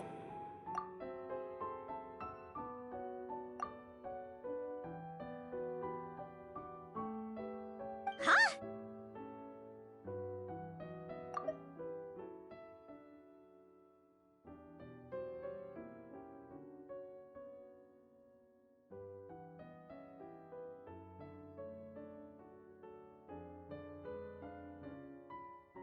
Wow! Look how happy you are in this picture. You've changed a lot since then, huh? What's that supposed to mean? Just that you come off kind of aggressive sometimes. Or, annoyed at everyone around you. Well then, people should stop being so annoying. It's not like I'm the one with the problem. Of course not. Oh, here's something else. Looks like a piece of paper torn out from somewhere. Today, I solved another math puzzle and made a breakthrough on a construction problem the Institute has been stuck on for years. Am I a genius or what? No, wait, that's From now on, I should have people address me as Her Highness the Clockwork Princess, Unraveler of all reason. Nope. No more of that. I thought I tore this page out. You wrote this? Then how did it get... Wait, there's more writing at the bottom. You seem to have developed a distaste for this particular entry, considering I found it in the trash. I'm sorry, but I could not help but hold on to it. Forgive me. Ellen! Don't be embarrassed. Everyone goes through a phase like that. Nonsense! I wasn't even the one who wrote that. It must have been Polonia. That's enough. I told you it was Polonia. You know what? We're done with this. No more rifling around in the box. Just put it down and let me read the letter. To my little clockwork princess.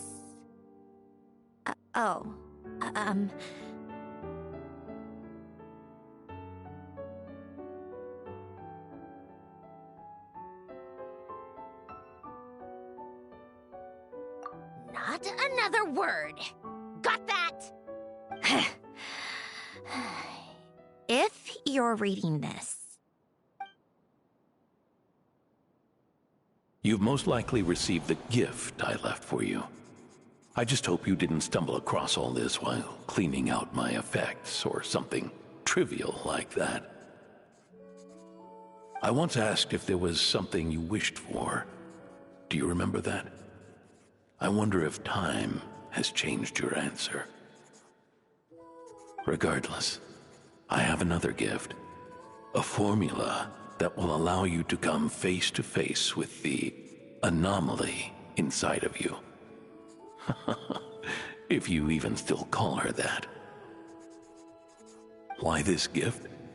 To understand that, allow me to wax poetic on the soul once again. I would ask you to stick with me until the end, but I know you will. You always have. I believe a person should be born twice over in their lifetime. First, there's the birth that grants us life. Then, the birth of the soul. It's a matter of transforming the life bestowed upon us into the life we choose for ourselves. And to do that, we must look inward. We must make a conscious choice to define the meaning of our life instead of allowing the happenstance of our existence to pass us by. This is the process of recognizing the soul that lives within us. You are my proudest masterpiece. I told you that long ago. But to me, you have never been a creation or a machine. To me, you're just like the rest of us. You have a heart. In fact, some theories think of the human brain as nothing more than a machine, and thought the product of its computations. So you see, perhaps we're not so different after all. Your inner machinery is just far more advanced than most. No matter how one looks at it, the heart is a complex thing, a place where logic and reason collide with our emotions. Your computational capacity allowed you to become sentient and develop logical reasoning, but it also granted you something that, on the surface, might seem contradictory: emotion. Emotions and logic often clash with each other, and those instances of discord can accumulate over time. That is the source of what you refer to as the anomalies within you. As you told me once, you've always known what you don't want, yet you've never wished for anything in particular. Similar to how a blind person can feel when a part of their body is in pain without being able to fully visualize its form, such is your relationship with your soul. So, what I leave you now is this: a formula that will allow you to see the shape of your soul. For if you want to protect your heart, you must first be able to recognize it within yourself. Of course. Whether you use it is entirely up to you. You are, and always have been, free to do as you wish. Regardless, whether by my formula or some other means, I trust you will know your heart one day. You always were a fast learner, and the smartest person I've ever known. Ellen. Oh. I'm fine. I've already figured out how this formula works. Let's get out of here and then we can use it. You made up your mind already? You're gonna do it? Why wouldn't I? Resolving the anomalies within my core is the reason I came here in the first place. No, I can do this on my own. But, do you want to watch? What do you mean? I already know what anomaly I need to resolve. Like Ellen said, she's an amalgamation of all the times my logic algorithms have clashed with my emotions. And I resolve. You mean that literally, or...? Yes. But if you, let us in like that, wouldn't that mean letting us see a bunch of your, you know, inner thoughts and secrets? If what Alen said is true, then I'm about to be... born anew. Or whatever. This is your chance to be lucky enough to witness it. Besides, you already read my whole diary. When it comes to keeping my innermost thoughts to myself, well, I think that ship has sailed. You're really sure about this? How many times do I have to say it? I finally let you in as... friends, and you want to question it. I'm not gonna offer a second time.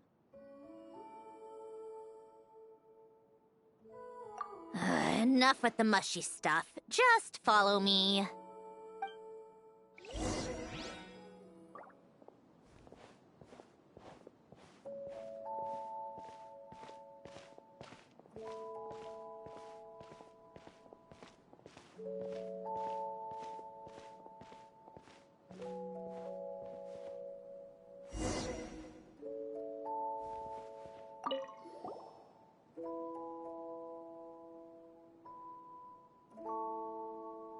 Right. With the numerological array, I can construct a simple formula that will allow you to experience what I see and hear in real time. Oh, just like St. Lolly's scent-sharing technique. Been there, done that. Huh. Sounds like that shaman has some tricks up her sleeve. The arcane and the mathematical are both fundamental laws of this world. Being able to achieve a similar result through both isn't surprising. Anyway, let's get this show on the road. But no comments from the peanut gallery, okay? I know I offered, but I still don't want any interruptions.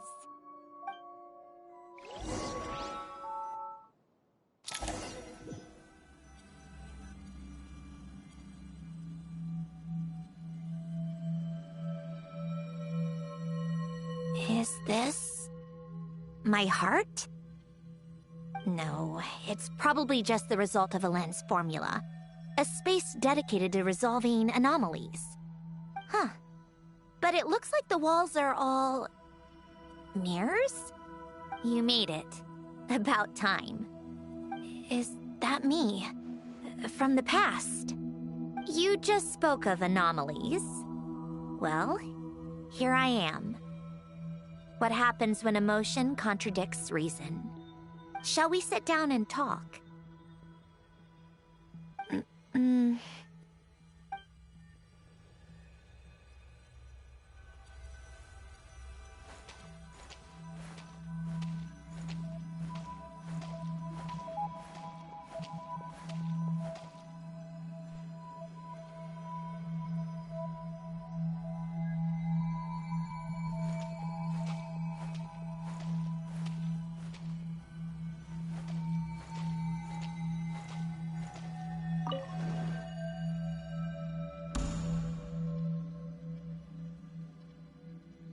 That should do it. Hello? My name is Alen Gyutan. Can you hear me? Brings back memories, doesn't it? The time we spent here. Here. I want you to have this. A notebook? You can use it to write things down. I don't need to write things down. I have unlimited memory. Even so, some things are more important than others, right? You can use it to write about the things that matter. So you wish me to carry out a basic priority sorting operation? I suppose you can think of it like that for now. But journaling is also an act of finding oneself. Much like we use wooden stakes to guide a plant to grow in a certain manner, what we choose to write down gives the soul much-needed direction. In the act of choosing what to forget and what to hold on to, we decide what kind of person we want to become. I don't understand. Like I said earlier, I don't need something like this. This is where we were born. Where our life began. Mornings of tending to the garden. Afternoons spent cleaning, reading, or studying. Evenings of cozying up by the fire, listening to Alen share stories about his past. Alen. What is it? What are you drinking? Oh, this? It's coffee. It, makes me more productive. I want to try it. Oh, okay. Here.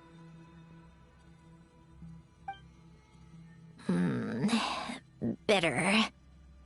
Speaking of, why did you design me with senses? Taste, smell, touch. Well, I'm not quite sure. It just felt like the right thing to do. I suppose I hoped you might have a life of your own one day, and that you deserve to experience all life has to offer. Oh. Still bitter. But the smell is nice. I thought those peaceful days would go on forever. You know that's not possible. Maybe. But how was I supposed to know the end was just around the corner? That was just bad luck. Was it? Well, it certainly became a pattern, now didn't it?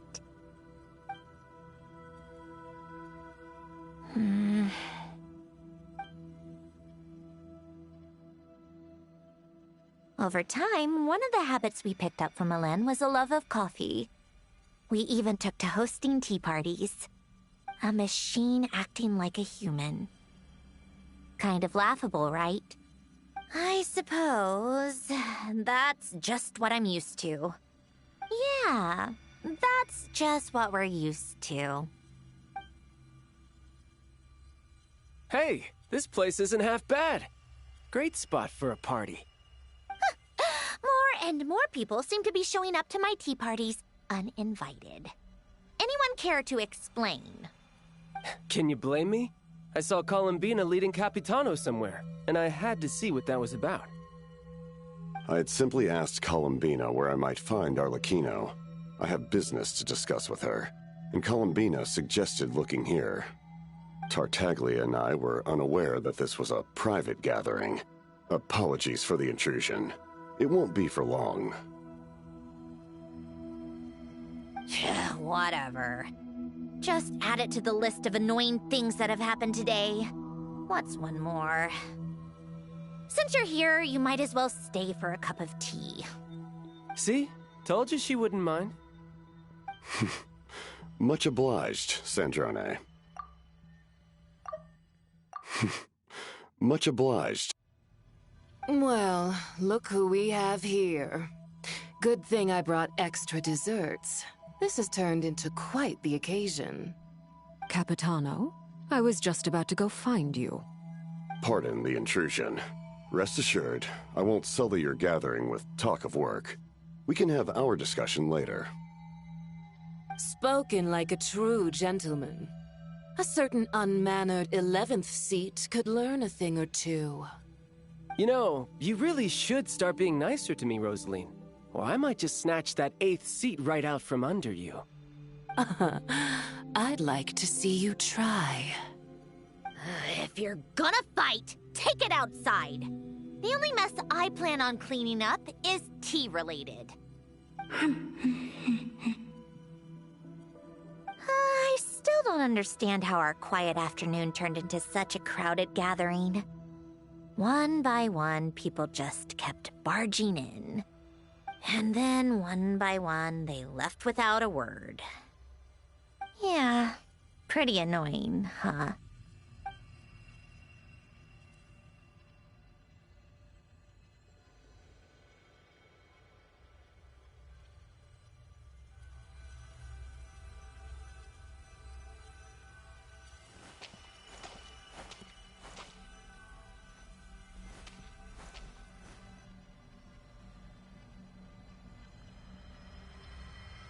Of all my days with the Fatui, the times I spent with you, Arlecchino, and Rosaline, they were my favorite.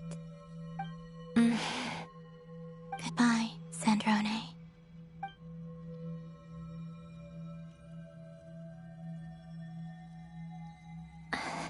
Don't go, Columbina. We should have just said that. Why didn't we?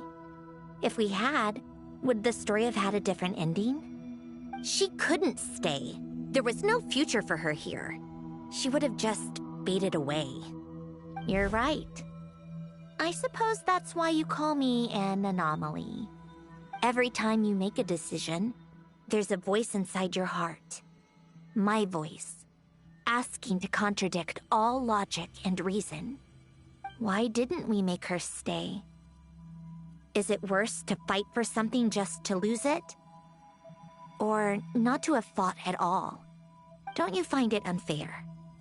One by one, we keep losing the things we care about the most. But in the end, whether I want to fight for something or cry over all we've lost, you just push it down and pretend not to hear.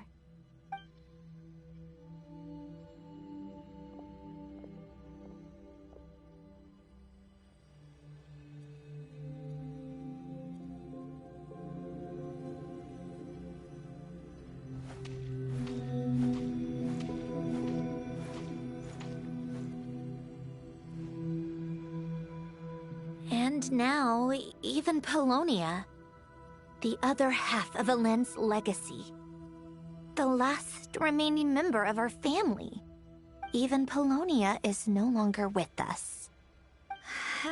I did everything I could, but it's just like Elend always said. Polonia was one of a kind. There was no replicating what he managed to create.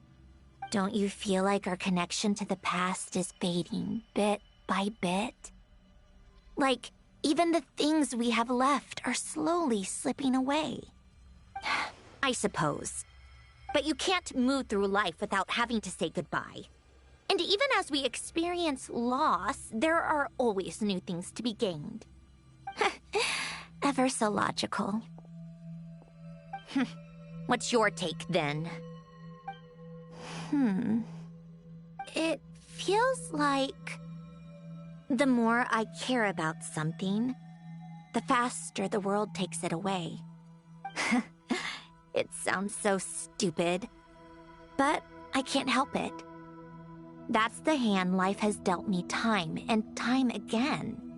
Why even fight for something that's just going to be lost in the end? Better to never have had it at all. Better if it would all just disappear. Dark, I know. But the heart wants what it wants. Maybe the stellar linchpin appeared because of me. Because of what I wish for. I don't think so. Yeah, probably not. What an anomaly wants goes against all logic and reason after all. Well, go ahead and do what you came for. You're here to resolve the anomaly, aren't you?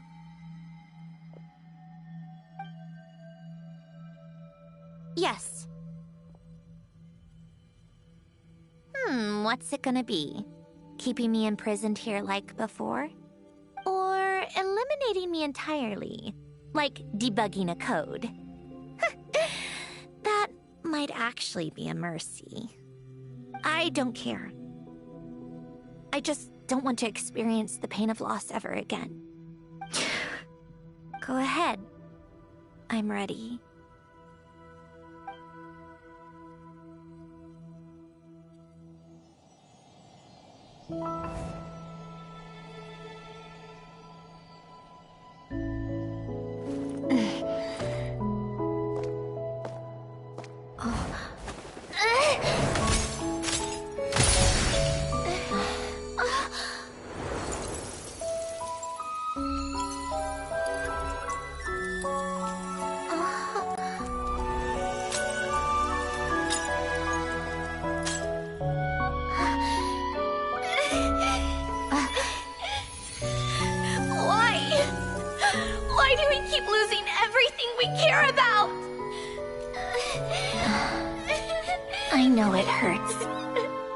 That's life.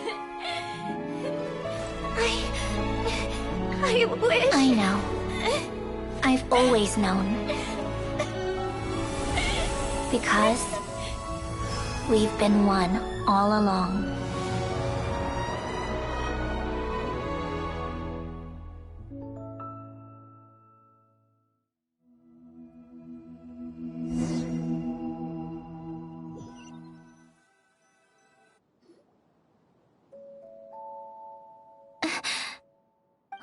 Centrone? I'm fine. It's okay to cry, you know. Cry? You've got to be kidding me. Save the comforting for someone who needs it, Paimon. The emotional side of my core algorithm. My emotion module has always been fully developed and operational. Ellen tried to tell me that too.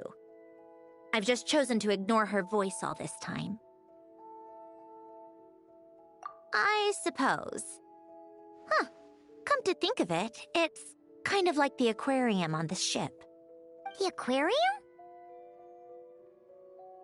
The old me took one look at it and saw something I would inevitably lose. So I stopped putting in the effort.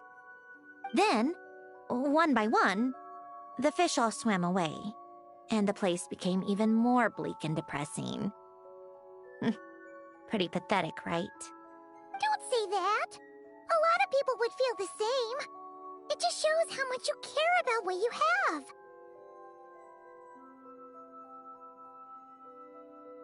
Now?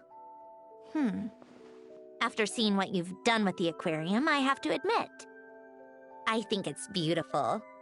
It's like you said, we get to keep the things we gain along the way. And those are things that can never be replaced, because we choose to hold them in our hearts. Well said! Besides, I've already died once. I'd be stupid not to make the most of this second chance. Right! Earlier you, or your inner self, mentioned something about her wish. What was it? You think that's something you can just ask, and I'll tell you. Think again. I may have accepted my emotional self, but I'm not about to go all soft and mushy on the inside and pour my heart out.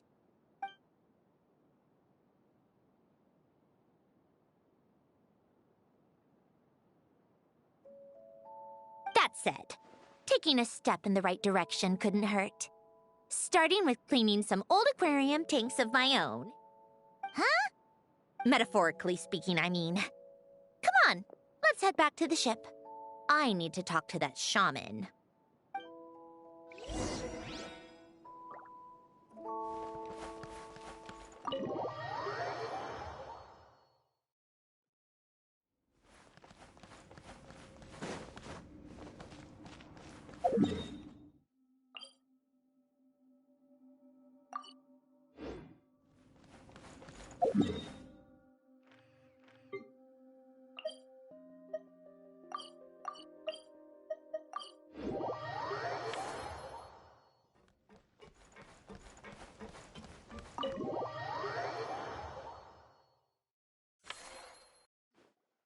Huh?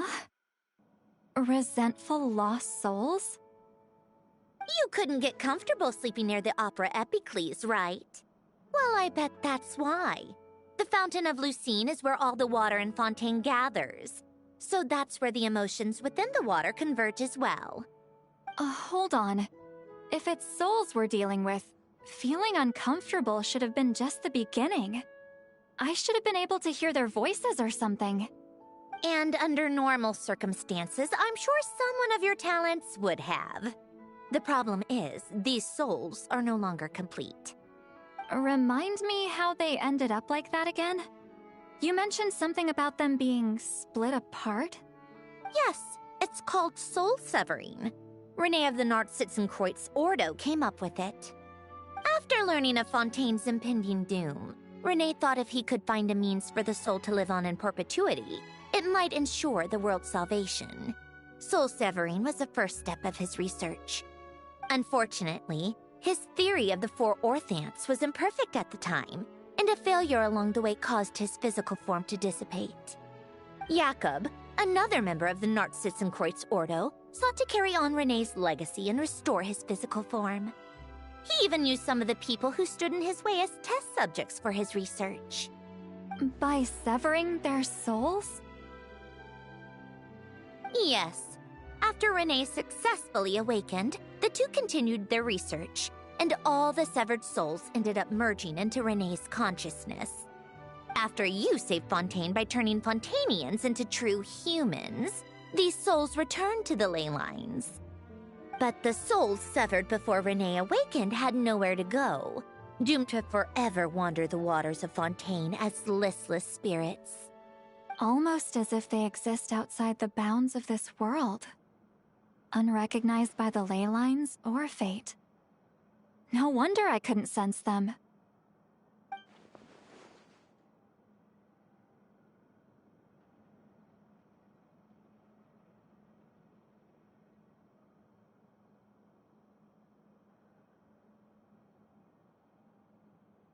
Not only that, but over time, they began to fuse with other entities. Their inner resentment lured in all sorts of evil beings, which corrupted and defiled them into nothing more than accumulations of filth. But the full transformation must have been recent. Otherwise, the Udex surely would have noticed. Wait, no, he must know already. That would explain the underwater Melazine patrols. No wonder I kept running into officers from the Mara Chaussee Phantom earlier. In that case, let's go find Nervalette and we can sort it out together. No, not just yet. Why not?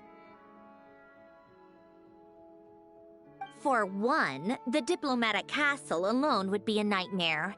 Even though I haven't reported back to Snezhnaya yet, I'm not planning to leave the Fatui anytime soon.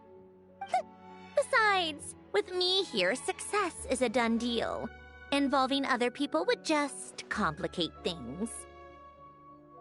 All I need is for Miss Citlali to help pinpoint the location of this monstrosity. Think you can do it? With my eyes closed. This is what I do. I'm a lot better at it than manning a desk, at least. But, how exactly do you plan on resolving this soul stuff? Even to me, there's no obvious answer. Seems pretty complicated, all things considered. Just trust me. I have the perfect solution. Oh, all right. If you're that confident, we'll follow your lead. Why the sudden interest in helping Fontaine with this, Androne? You never knew René and the others, right? No, I didn't. And you're right. This problem has nothing to do with me. I wouldn't get within 10 feet of the Nartschitzenkreuz Ordo or its members. But, in his later years, Elan told me he regretted not helping his best friend when he needed it the most. He also felt sorry towards Marianne, for being too lost in his mechanical research to look after her properly. If he were still with us, I think he'd do the same. He might have a few choice words to say about it, but even after everything, he wouldn't leave his friend's mess for someone else to clean up. Friends shouldn't hold grudges or leave behind regrets. Fixing what happened between him and René was one of his greatest wishes. All I'm doing is fulfilling it in his stead. You know, you really do seem a little different now. You mean everything that just happened wasn't for nothing? Why, thank you for pointing out the obvious, Paimon.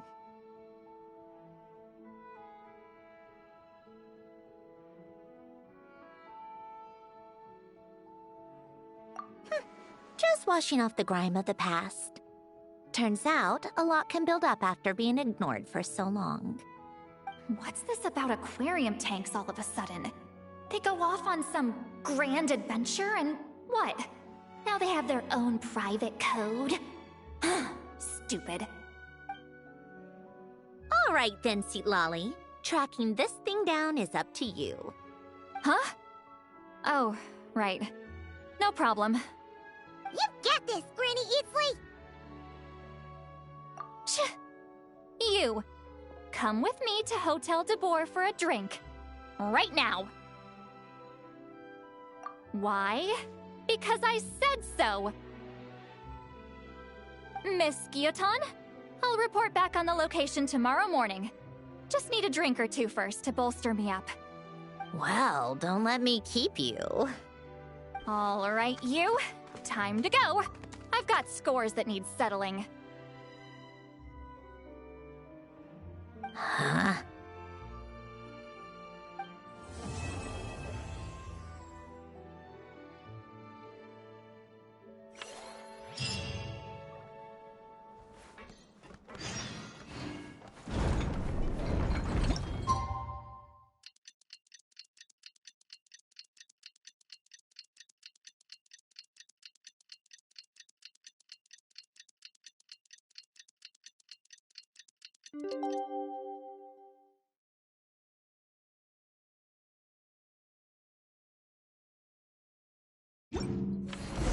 Time to meet up with Sandrone! Wonder if Seat Lolly was able to pinpoint the location. Well, we should know soon. Let's just hope it all works out.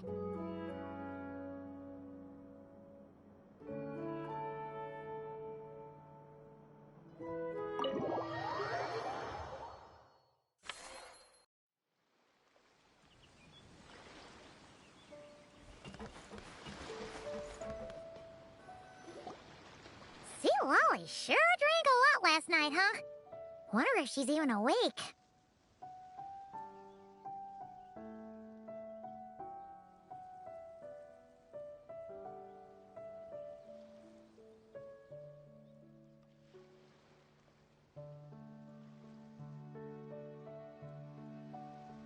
Good morning. Columbina! Oh, you sure know how to make an entrance. What are you doing here? We just finished filming a last-minute scene, so I came up to get some fresh air. The others are still down below discussing what the final scene should be. You mean, how it should end? Yes, they're torn between whether the heroine should reunite with her old friend or not. Ah, because the whole point is that she came to her friend's homeland to search for her, right? Oh, Paimon almost forgot the plot! Yes. Director Farina and Miss Chiori think a tragic ending where the two never meet would be more poignant. But Director Xavier thinks having the two reunite would make for a more touching and heartwarming ending.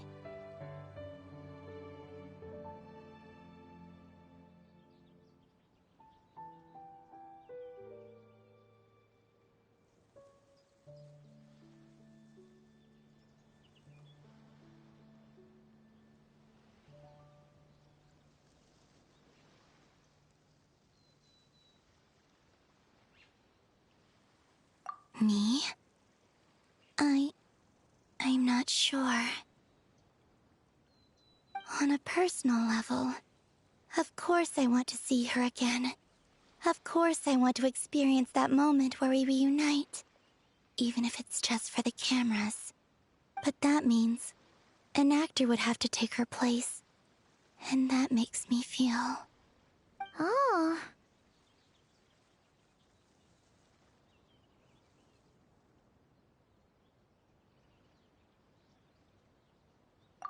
Huh? Yeah, don't look so worried. Making a film is supposed to be fun. Besides, it's all gonna work out. You can trust Paimon on that. Work out? How? Well, you know. Yep, exactly. Okay, I trust you. I'll just focus on having fun for now.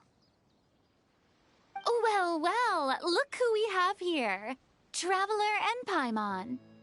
Oh, the lighting specialist and clapper loader that never were. Yeah. We kinda went AWOL, didn't we? Sorry about that. Seriously, don't worry about it. Everything's going smoothly on our end, so just do what you need to do.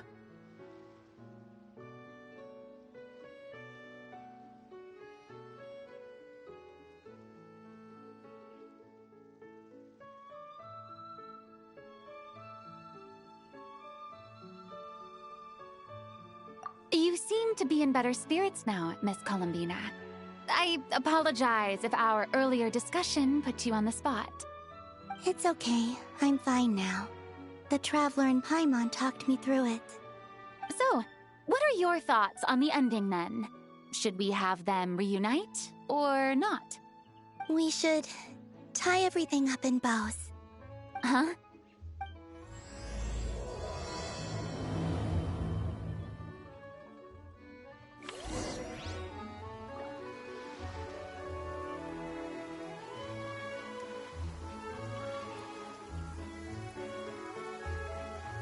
Well, this is inconvenient.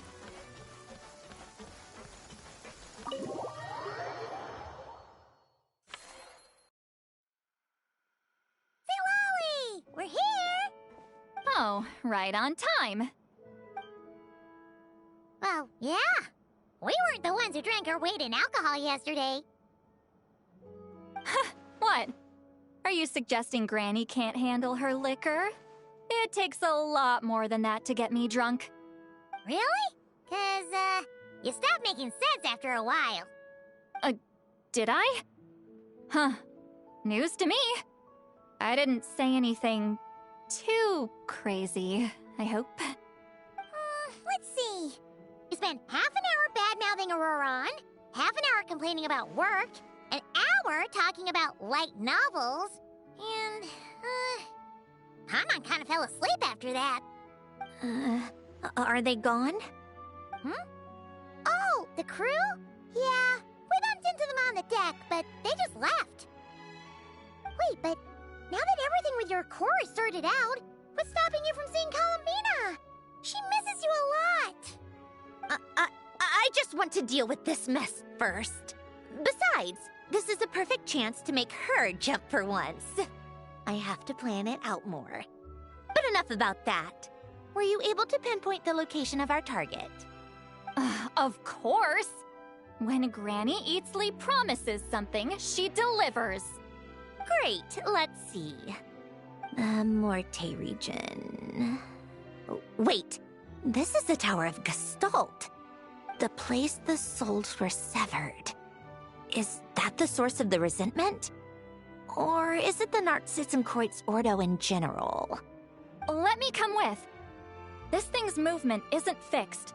If it's not at this location when we get there, I can use a ritual to summon it. You've already gone to more than enough trouble. I don't mind. These old bones have nothing better to do anyway. Summoning a spirit isn't going to do me in. Besides, if I don't go, they'll just have more inside jokes I can't join in on. All right then. I appreciate it. There's no time to lose. Let's head out!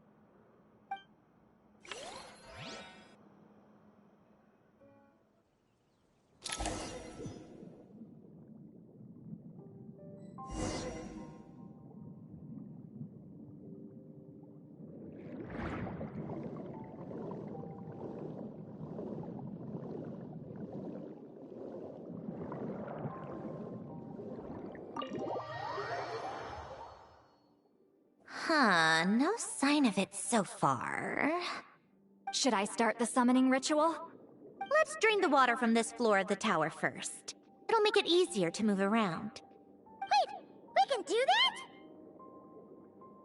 that? Of course. Alan and Renee both saw the future that awaited Fontaine, and even shared a few methods for waterproofing buildings. The principle behind it is, not important. Just unlock the mechanisms in the order I tell you.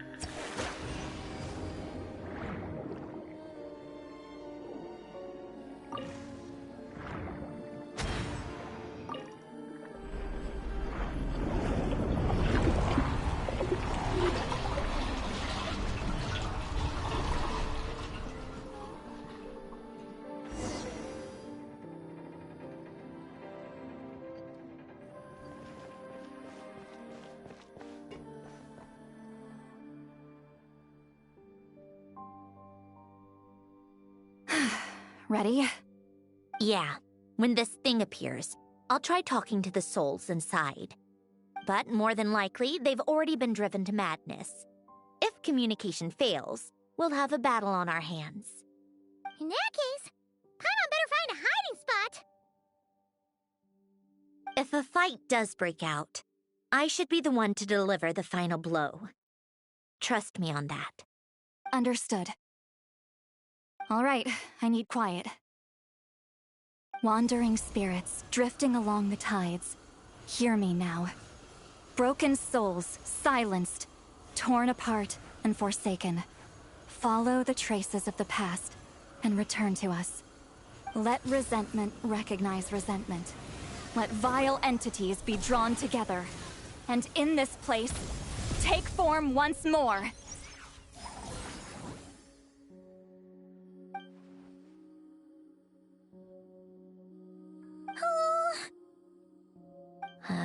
What now? Is that it? This is exactly why I deal in math, not magic. How are we supposed to know what stage the spell is at? It's like there's no logic to speak of. Mechanical science is so much easier to...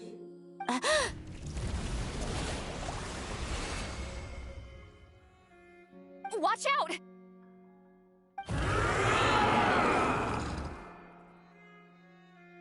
Hey, you! Or whoever's inside of you. I need you to listen to me. I'm a descendant of Fontaine's Lord Artificer, Hélène Guillotin. I can make you whole again and return you to the ley lines. You just need to work with me here.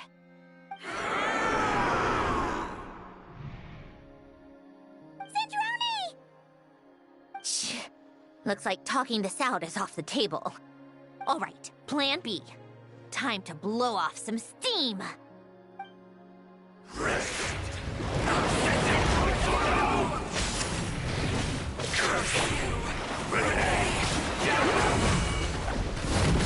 You're cursing out the wrong person! I didn't even know them!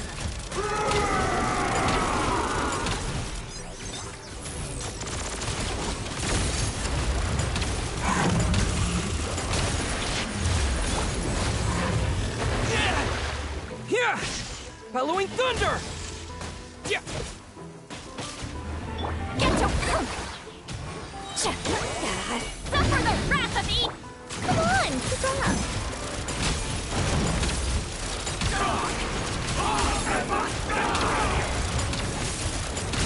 Most of them already did. But you still have a chance to return to the ley lines and reunite with your families. Just work with me here!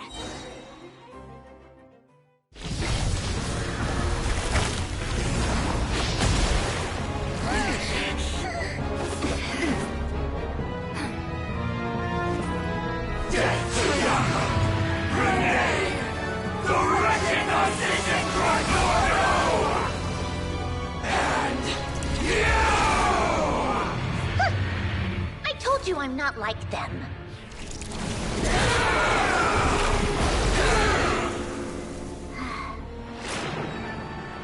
I'm stronger.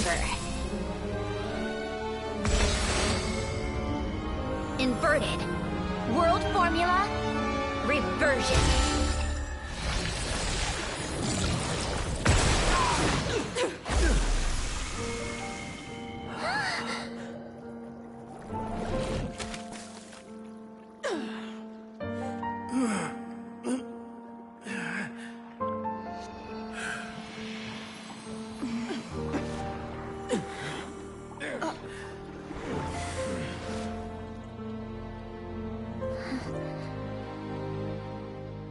Be at peace among the tides. Lost souls.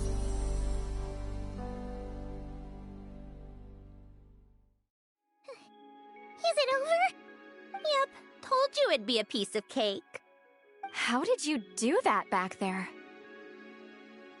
That creature was nothing special. Add a bunch of souls with nowhere to go, a touch of malicious energy, a few impurities, and a whole lot of resentment, and that's what you get. All I did was separate the original souls from the rest of the filth, allowing them to be accepted by the current rules of the world. The principle behind the world formula is divergence. Starting from a point of origin, it deconstructs and reconstructs the possibilities of the world to find certain answers. So, it would follow that reverse calculating the world formula allows us to achieve convergence and restoration instead. Using a numerological array, I was able to do just that. It's similar to the concept of homological reduction in mathematics. I reduced them to the basic fundamental essence of their being without changing their underlying nature. That meant... never mind. Judging by all the blank stares, I'm guessing you don't actually care. I think I finally understand how Outlanders feel when I ramble on about shaman stuff. Point is, it was super impressive! You really are amazing, Sandrone! You're just realizing that now? Ahem. Enough about that. We should get going. I'll go reset the mechanisms inside the tower. See you back on land.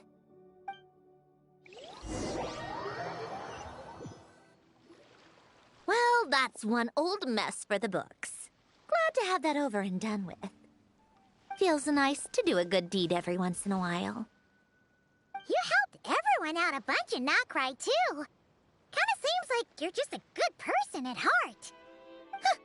I wouldn't be so sure. I'll be heading back to the Fatui soon enough. You two are too trusting sometimes. Fine. Just don't say I didn't warn you when it comes back to bite you. Well, where to next? Back to the ship? Yeah, your personal business, the Narcitsan thing, it's all resolved. That means you can see the people that need seeing now, right, Sandrone? Everyone's gonna be so happy you're back! You wouldn't catch me dead admitting to this before, but... yeah, I really have missed everyone. Columbina's a special case, though. This time, I'm definitely getting her back for all her annoying antics over the years.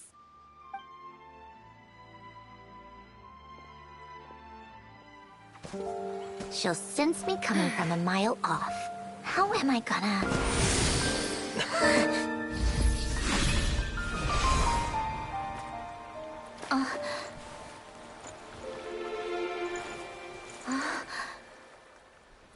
Sandrone? Is it really you?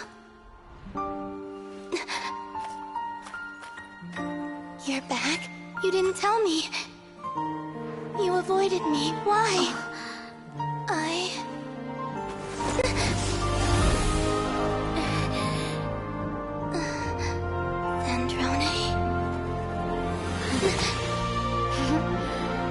Now we're even. I missed you so much. That makes one of us, idiot. I'm here, Columbina.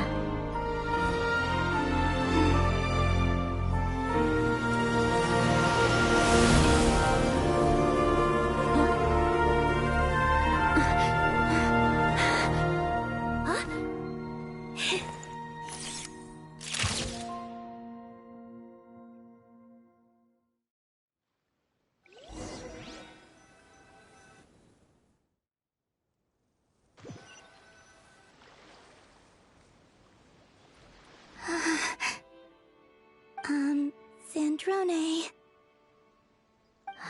Don't ruin the moment.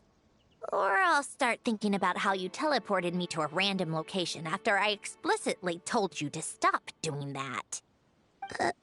And scene! Bravo! Bravo! We got it! This is exactly the ending I was hoping for. Huh? Where did you just go, Miss Columbina? You vanished! And then the next second you were back hugging this, new friend here. That was all on camera? Yeah. Well, the camera was already rolling and it happened so fast, so... yeah. Hold on. This must be... Yep, my best friend. The one I was looking for. I never thought I'd actually get to see her again. I'm just... so happy. Plus, the film got a happy ending too. It's all thanks to you, Sandrone. Sandrone? You couldn't stop being annoying for 1 second! Columbina! Ah!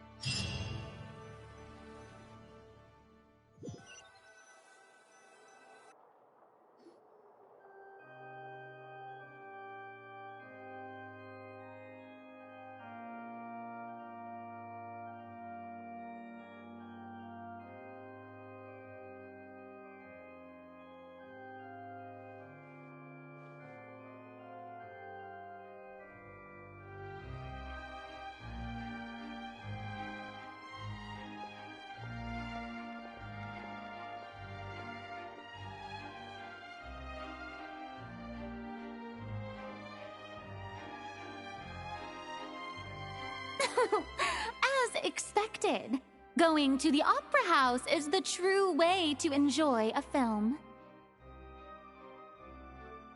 You get to see the audience's reaction in real time, too. The endings seem to be received quite well. Paimon can't believe you let us include that in the final cut, Sandrone! You even agreed to help us reshoot a couple of shots.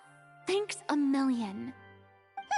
Most of it was caught on camera already, so it's not like I had much of a choice. Besides, the film I'm in is going to be anything less than perfect. What are you laughing at? Nothing. It was just interesting to see us on screen together. I'm glad this moment is going to be preserved forever.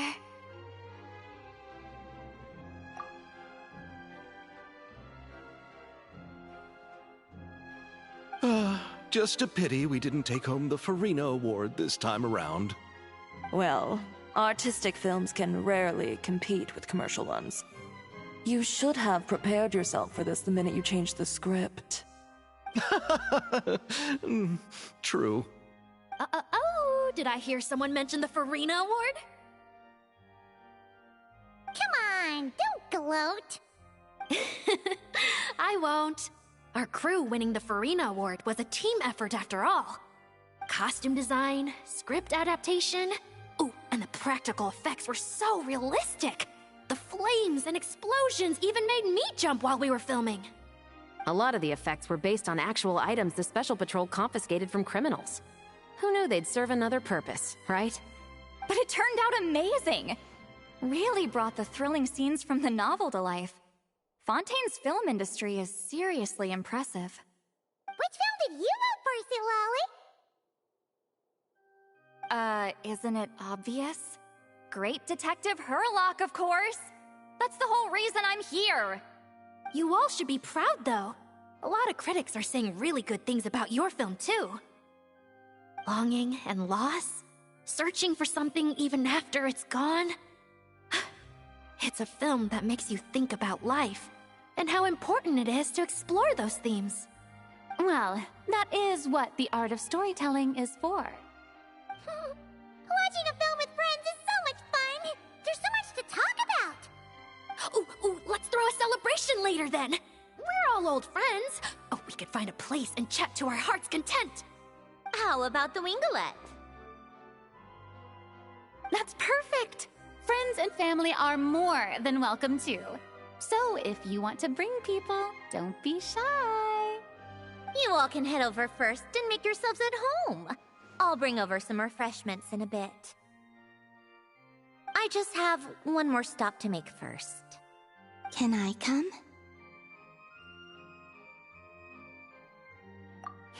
Fine. Not like you'd listen if I tried to stop you.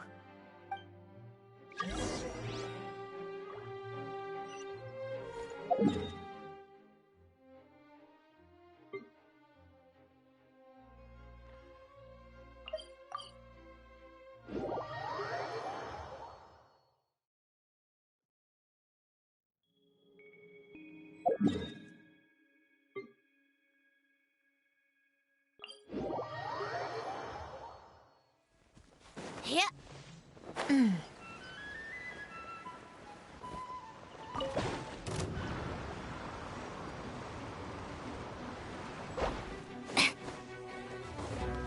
Take a break.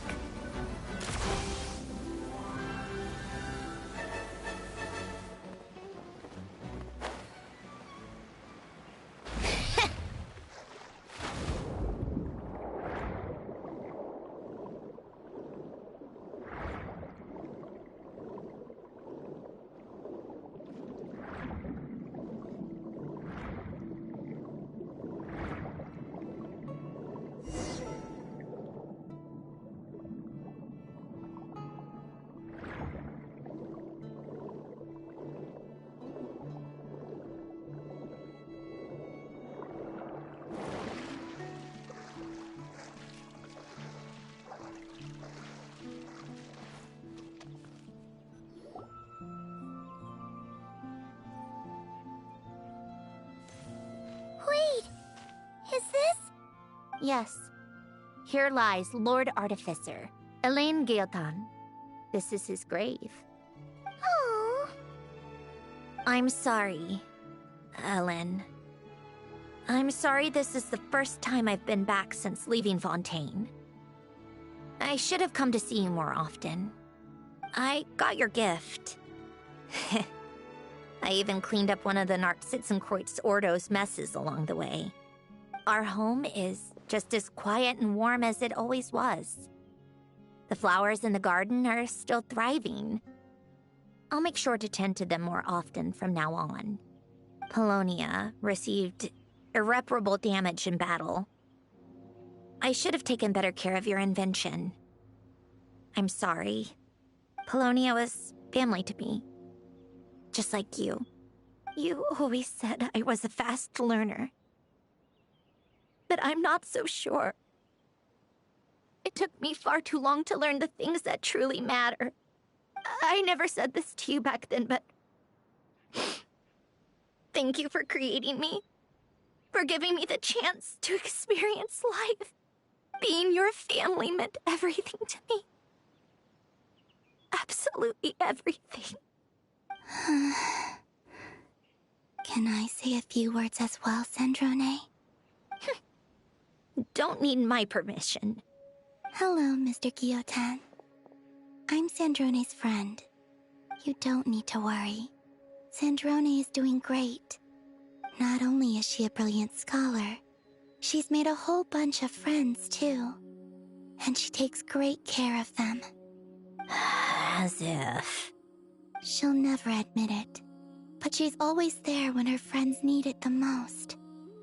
I wouldn't even be here without her. So, if she ever needs help, her friends will be there in a heartbeat, including me. That's what best friends are for. Columbina. What else? Oh, she likes drinking bitter coffee, listening to piano music when she can't sleep. Turns out she even likes giving hugs. No, wait! Don't tell him all that! Huh? I don't understand. I didn't think you'd want to hide things from him. Well, yeah. But there are still things I don't want to say. Okay. I'll come by myself and tell him for you then. That's not what I meant! Alright. Enough with the speeches. If no one has anything else to add, let's just leave it there. Should we say a few words too? Kinda seems like Columbina said it all. Oh, great idea!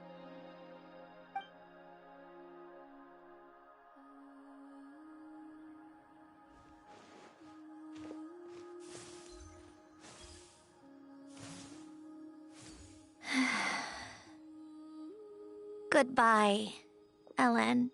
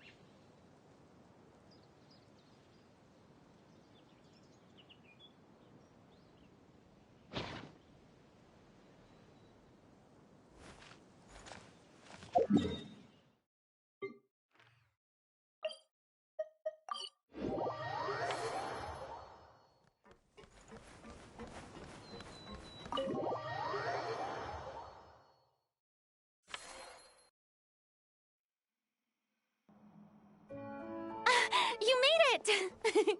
The party's already started. Oh, but, you didn't bring anyone else along? I thought you headed out to invite some friends.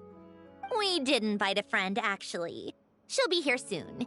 She's even bringing some desserts to have over tea. You should join us later, Miss Farina. I do love a tea party. Then don't mind if I do. This seems like a fun occasion. Let's go talk with everyone. Good idea! We'll introduce you to all our old friends.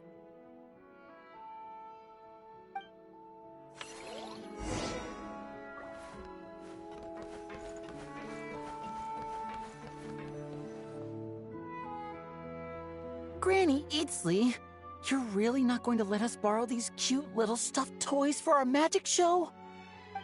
First of all, Seat Lalin and Eats Papa are Chi-Chi meal. They have inauspicious stars sealed within them, and they're my helpers, not toys. But the Grin Malkin Cat and Boggle Cat box are Linny and Lynette's helpers. And they still make good partners on stage. Agreed. We've never had a Chi-Chi meal pop out of our hats before. It would be quite the surprise. I think the audience would love it. If this was the Masters of the Night Wind, these kids wouldn't have even had the guts to say my name, let alone pester me like this. I'm terrible at dealing with requests like this. Oh, Traveler, quick, save me! You think you're so funny. Lady Sandrone, Lady Columbina. Hello. Don't look at me like that. I don't have any mechanisms for you to break. Don't be fooled by my sister's demeanor, Lady Sandrone. She's just as delighted as the rest of us to have you back. Well, I suppose when I'm not so busy, I could find some time when Arlecchino is around and bring over a few gifts to the House of the Hearth. You're too kind, Lady Sandrone. I'm sure just your visit alone would make Father more than happy. I just need to borrow them for a bit. I'll pull them out of my hat, give them a quick hug, then give them straight back. When did hugging become a part of it? Oh! I could lend you pair, so you have something to hug in the meantime. He gives really good hugs. I don't need something to hug in the meantime. The issue was never the hugs. How about this? You can have 2 VIP tickets right next to each other. Excellent view. Right next to each other?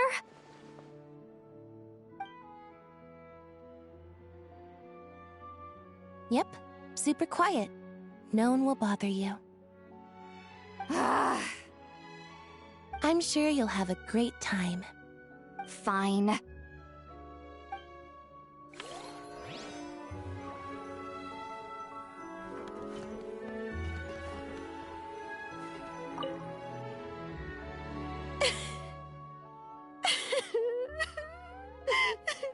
What a dream come true! For once, it all worked out! I can die without regrets. Let's not get too ahead of ourselves, Director Lapine Pauline. What was in that piece of cake you just handed her, Escoffier? Romaritime flowers, eggs, flour, same as all the other pieces. What, you think I tampered with it? Playing a detective in real life now too, are we? Oh, it's so delicious! I'm so happy! My life has peaked!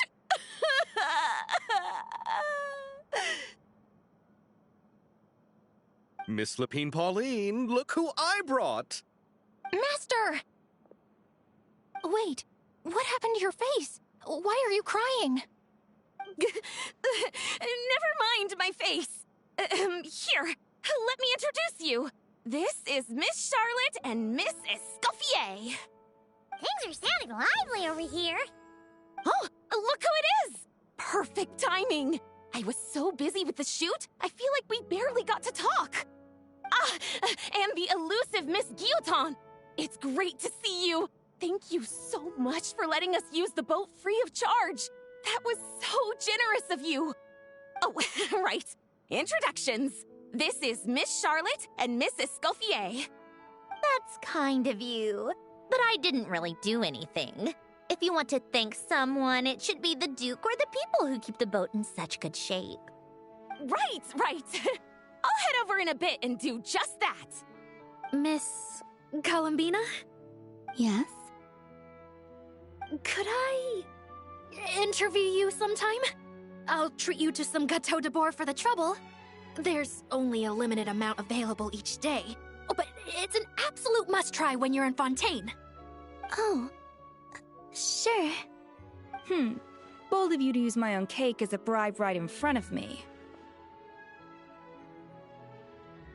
You know what? When else are we all going to be together like this? Come on, everyone! Grab your drinks!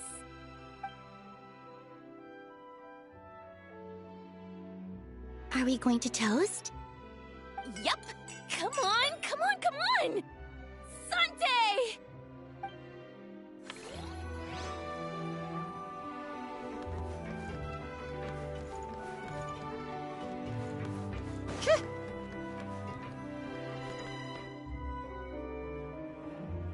Wait a second! Mr. Baptiste and Veronique! You're here! Friends of yours? Veronique is the prop manager for Musketeer Pictures, and Mr. Baptiste is the author of The Two Musketeers. Yeah, former prop manager. Now we're just two criminals serving our time. Thanks to Duke Risley and Nurse Sigewin looking out for us. Not too bad, actually. You make it sound like I'm giving you special treatment. I just think the method of justice you chose to pursue is one people can respect. You are far too modest, Your Grace. The only reason we were even able to come to the surface for the festival is because you fought for it. It's also just good for the physical and mental health of the prisoners in general. Anyway, I suppose I have you to thank for keeping the winglet in such good shape. I never knew she could look so striking. I didn't do anything special. It was mostly the Traveler and the others. Don't sell yourself short, Miss Guillotin. You are the current captain, after all. In light of that, I have to ask, do you mind if I leave up some of the installations so the people back at the fortress can also enjoy the aquarium? Huh? Like I said before, I just think it would be good for the inmates who clean and maintain the winglet to see their work put to good use. Besides, maintaining an aquarium is sure to be a lot more interesting than scrubbing rust off the walls and deck. Oh, of course I don't mind. I'm grateful you even want to keep it.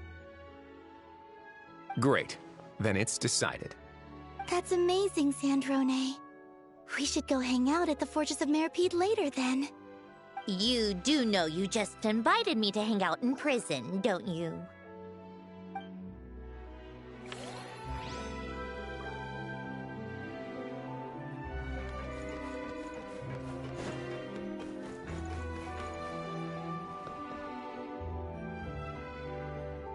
You made it.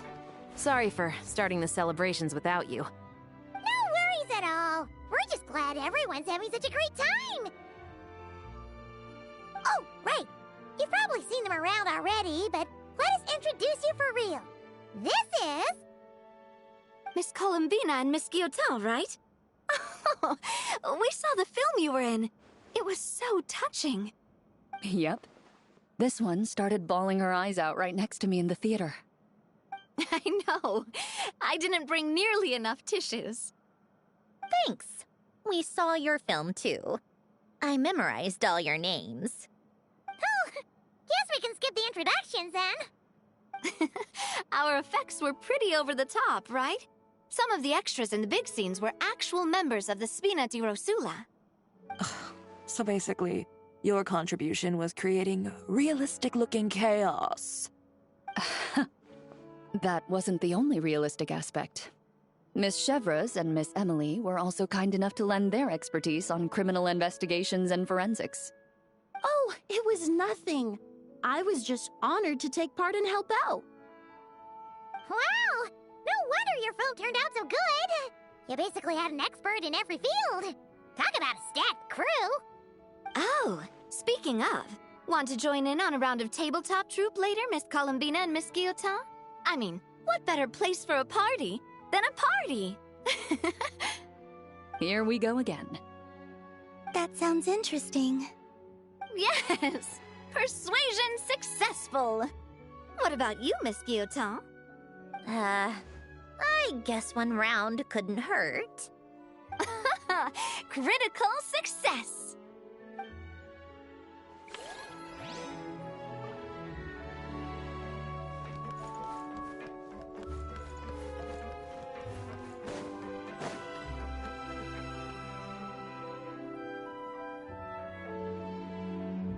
Nervalette! You came to the celebration too! Yes. I can only hope my presence does not make anyone ill at ease. Who's this? All right! This is Nervalette, the Eudex of Fontaine. And this is Columbina and Cendrone. Greetings. Hello. These two must be the Fatus and former Fatus related to the recent incident in Nodcry. I read about them in the diplomatic report. The Eudex? Oh, the dragon that cries a lot. Oh, well... Jeez, Columbina. That's your takeaway from all those Fatui meetings? Seriously? Is that truly how I'm portrayed in the Fatui's intelligence? You must put a lot of people in prison, then. Well, it would be more accurate to say I pass judgment on their crimes. All trials in Fontaine strive for fairness and justice, so as to avoid imprisoning the innocent. So, only the people who deserve it get sent to prison. Well, deserve is quite a subjective metric, is it not? At the very least, I can promise that in every trial over which I preside, I make every effort to deliver a fair verdict.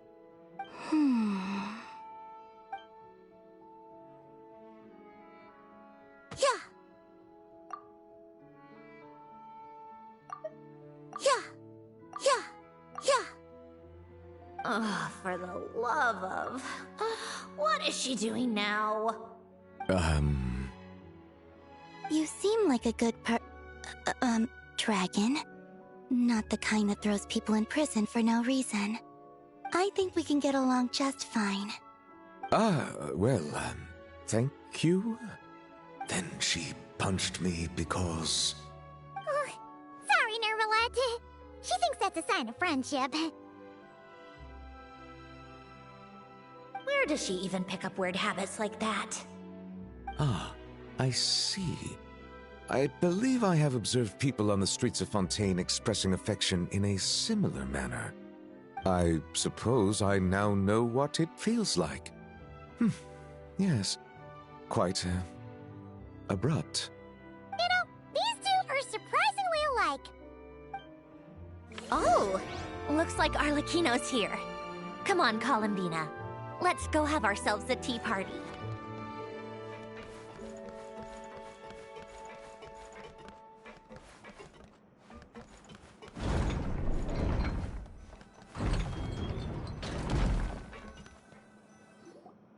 Well, it's been quite some time since the three of us gathered to drink tea like this. Yes, but your tea is as good as ever, Cendrone. Of course it is. The pastries you brought aren't half bad either, Arlecchino. I'm glad to hear it. Are they to your liking, Miss Farina? If I remember correctly, this particular cake is your favorite. Yes, thank you. The tea and pastries are absolutely delicious. I can't believe I'm casually sipping tea with 3 harbingers. Or are some of them former harbingers? Who knows? Due to diplomatic reasons at the time, our last tea party was rather tense. Wasn't it, Miss Farina? You have my apologies. But this is simply a casual gathering of close friends. So I do hope you can relax and enjoy yourself. Of course. I appreciate the hospitality, in both cases. Next time, let me be the one to treat all of you. I'm sure we'd all be delighted to have you join us more often. The same goes for you two. Of course we should do this again! We've all been through thick and thin together by this point. This is nice, Sandrone. It reminds me of the happy times back in Snezhnaya, when things were so lively. Yeah. To be honest, I never thought these gatherings would feel this lively ever again. Well, I think I speak for all of us when I say we're truly glad you're back, Sandrone. Me too. I've realized that holding on to what matters doesn't just mean protecting what you already have. By reaching out and striving for something new, you can gain much more than you think. No, that certainly doesn't sound like something the old you would say. Well, I'm only going to say it once, so don't get used to it. Who knows? Perhaps your tea parties will only get livelier from here on out. Once you return to the Fatui, we'll have more opportunities to keep in touch in any case. I want to spend more time together too. But I don't want to go back to the Fatui. Well, Notcry isn't too far from Snezhnograd. It shouldn't be hard to find a place where we can all get together. Oh, and then I can sing for you, or put on some of your favorite music, just like the old days. Speaking of music, I spotted a mechanical piano below deck. Is it yours, Miss Gyotan? Yes. Reclaimed, I suppose you could say. Why don't you play something for us? Huh? In front of all these people? Yes, why not? You play so well. Yeah, come on! Just a little, please? For the love of... Fine! One piece, and that's it.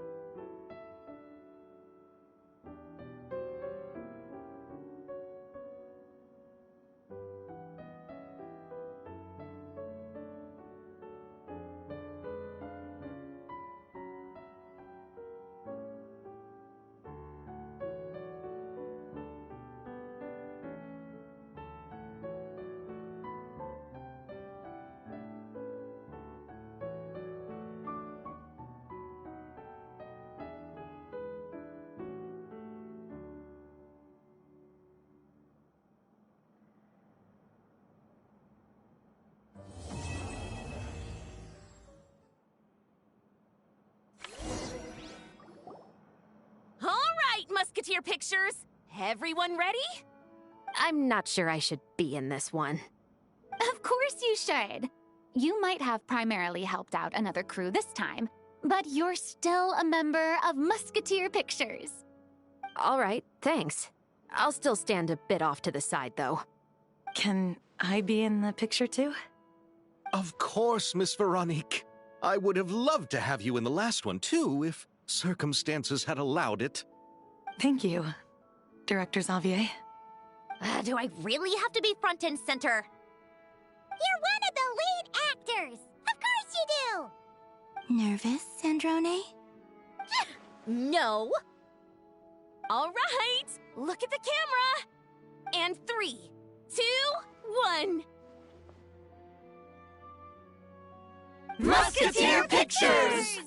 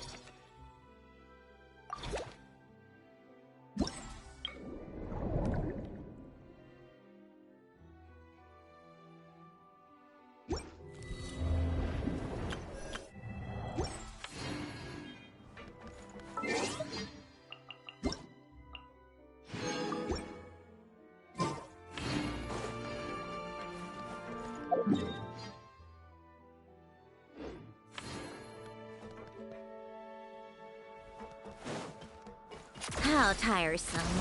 Pick up the pace.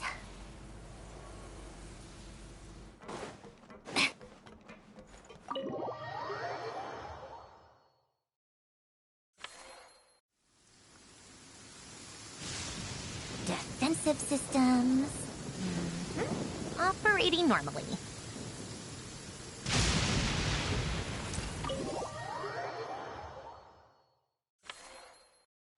Take a break?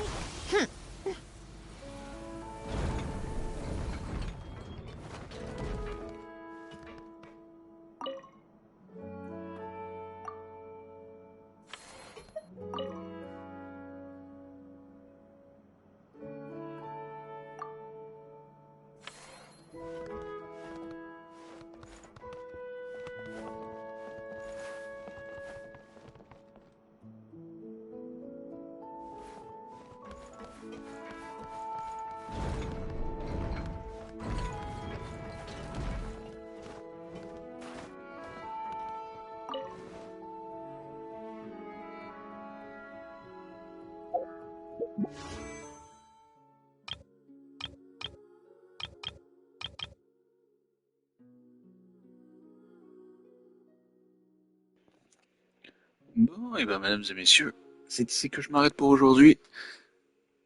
Vraiment incroyable comme histoire.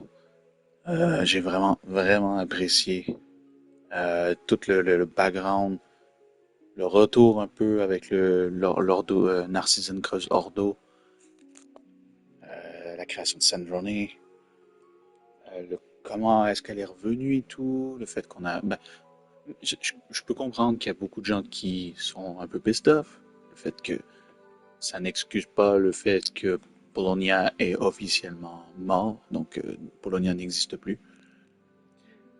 Mais il n'y a pas eu vraiment d'explication sur, à moins que je me trompe peut-être, mais il n'y a pas encore eu d'explication sur la création de Flagio en fait.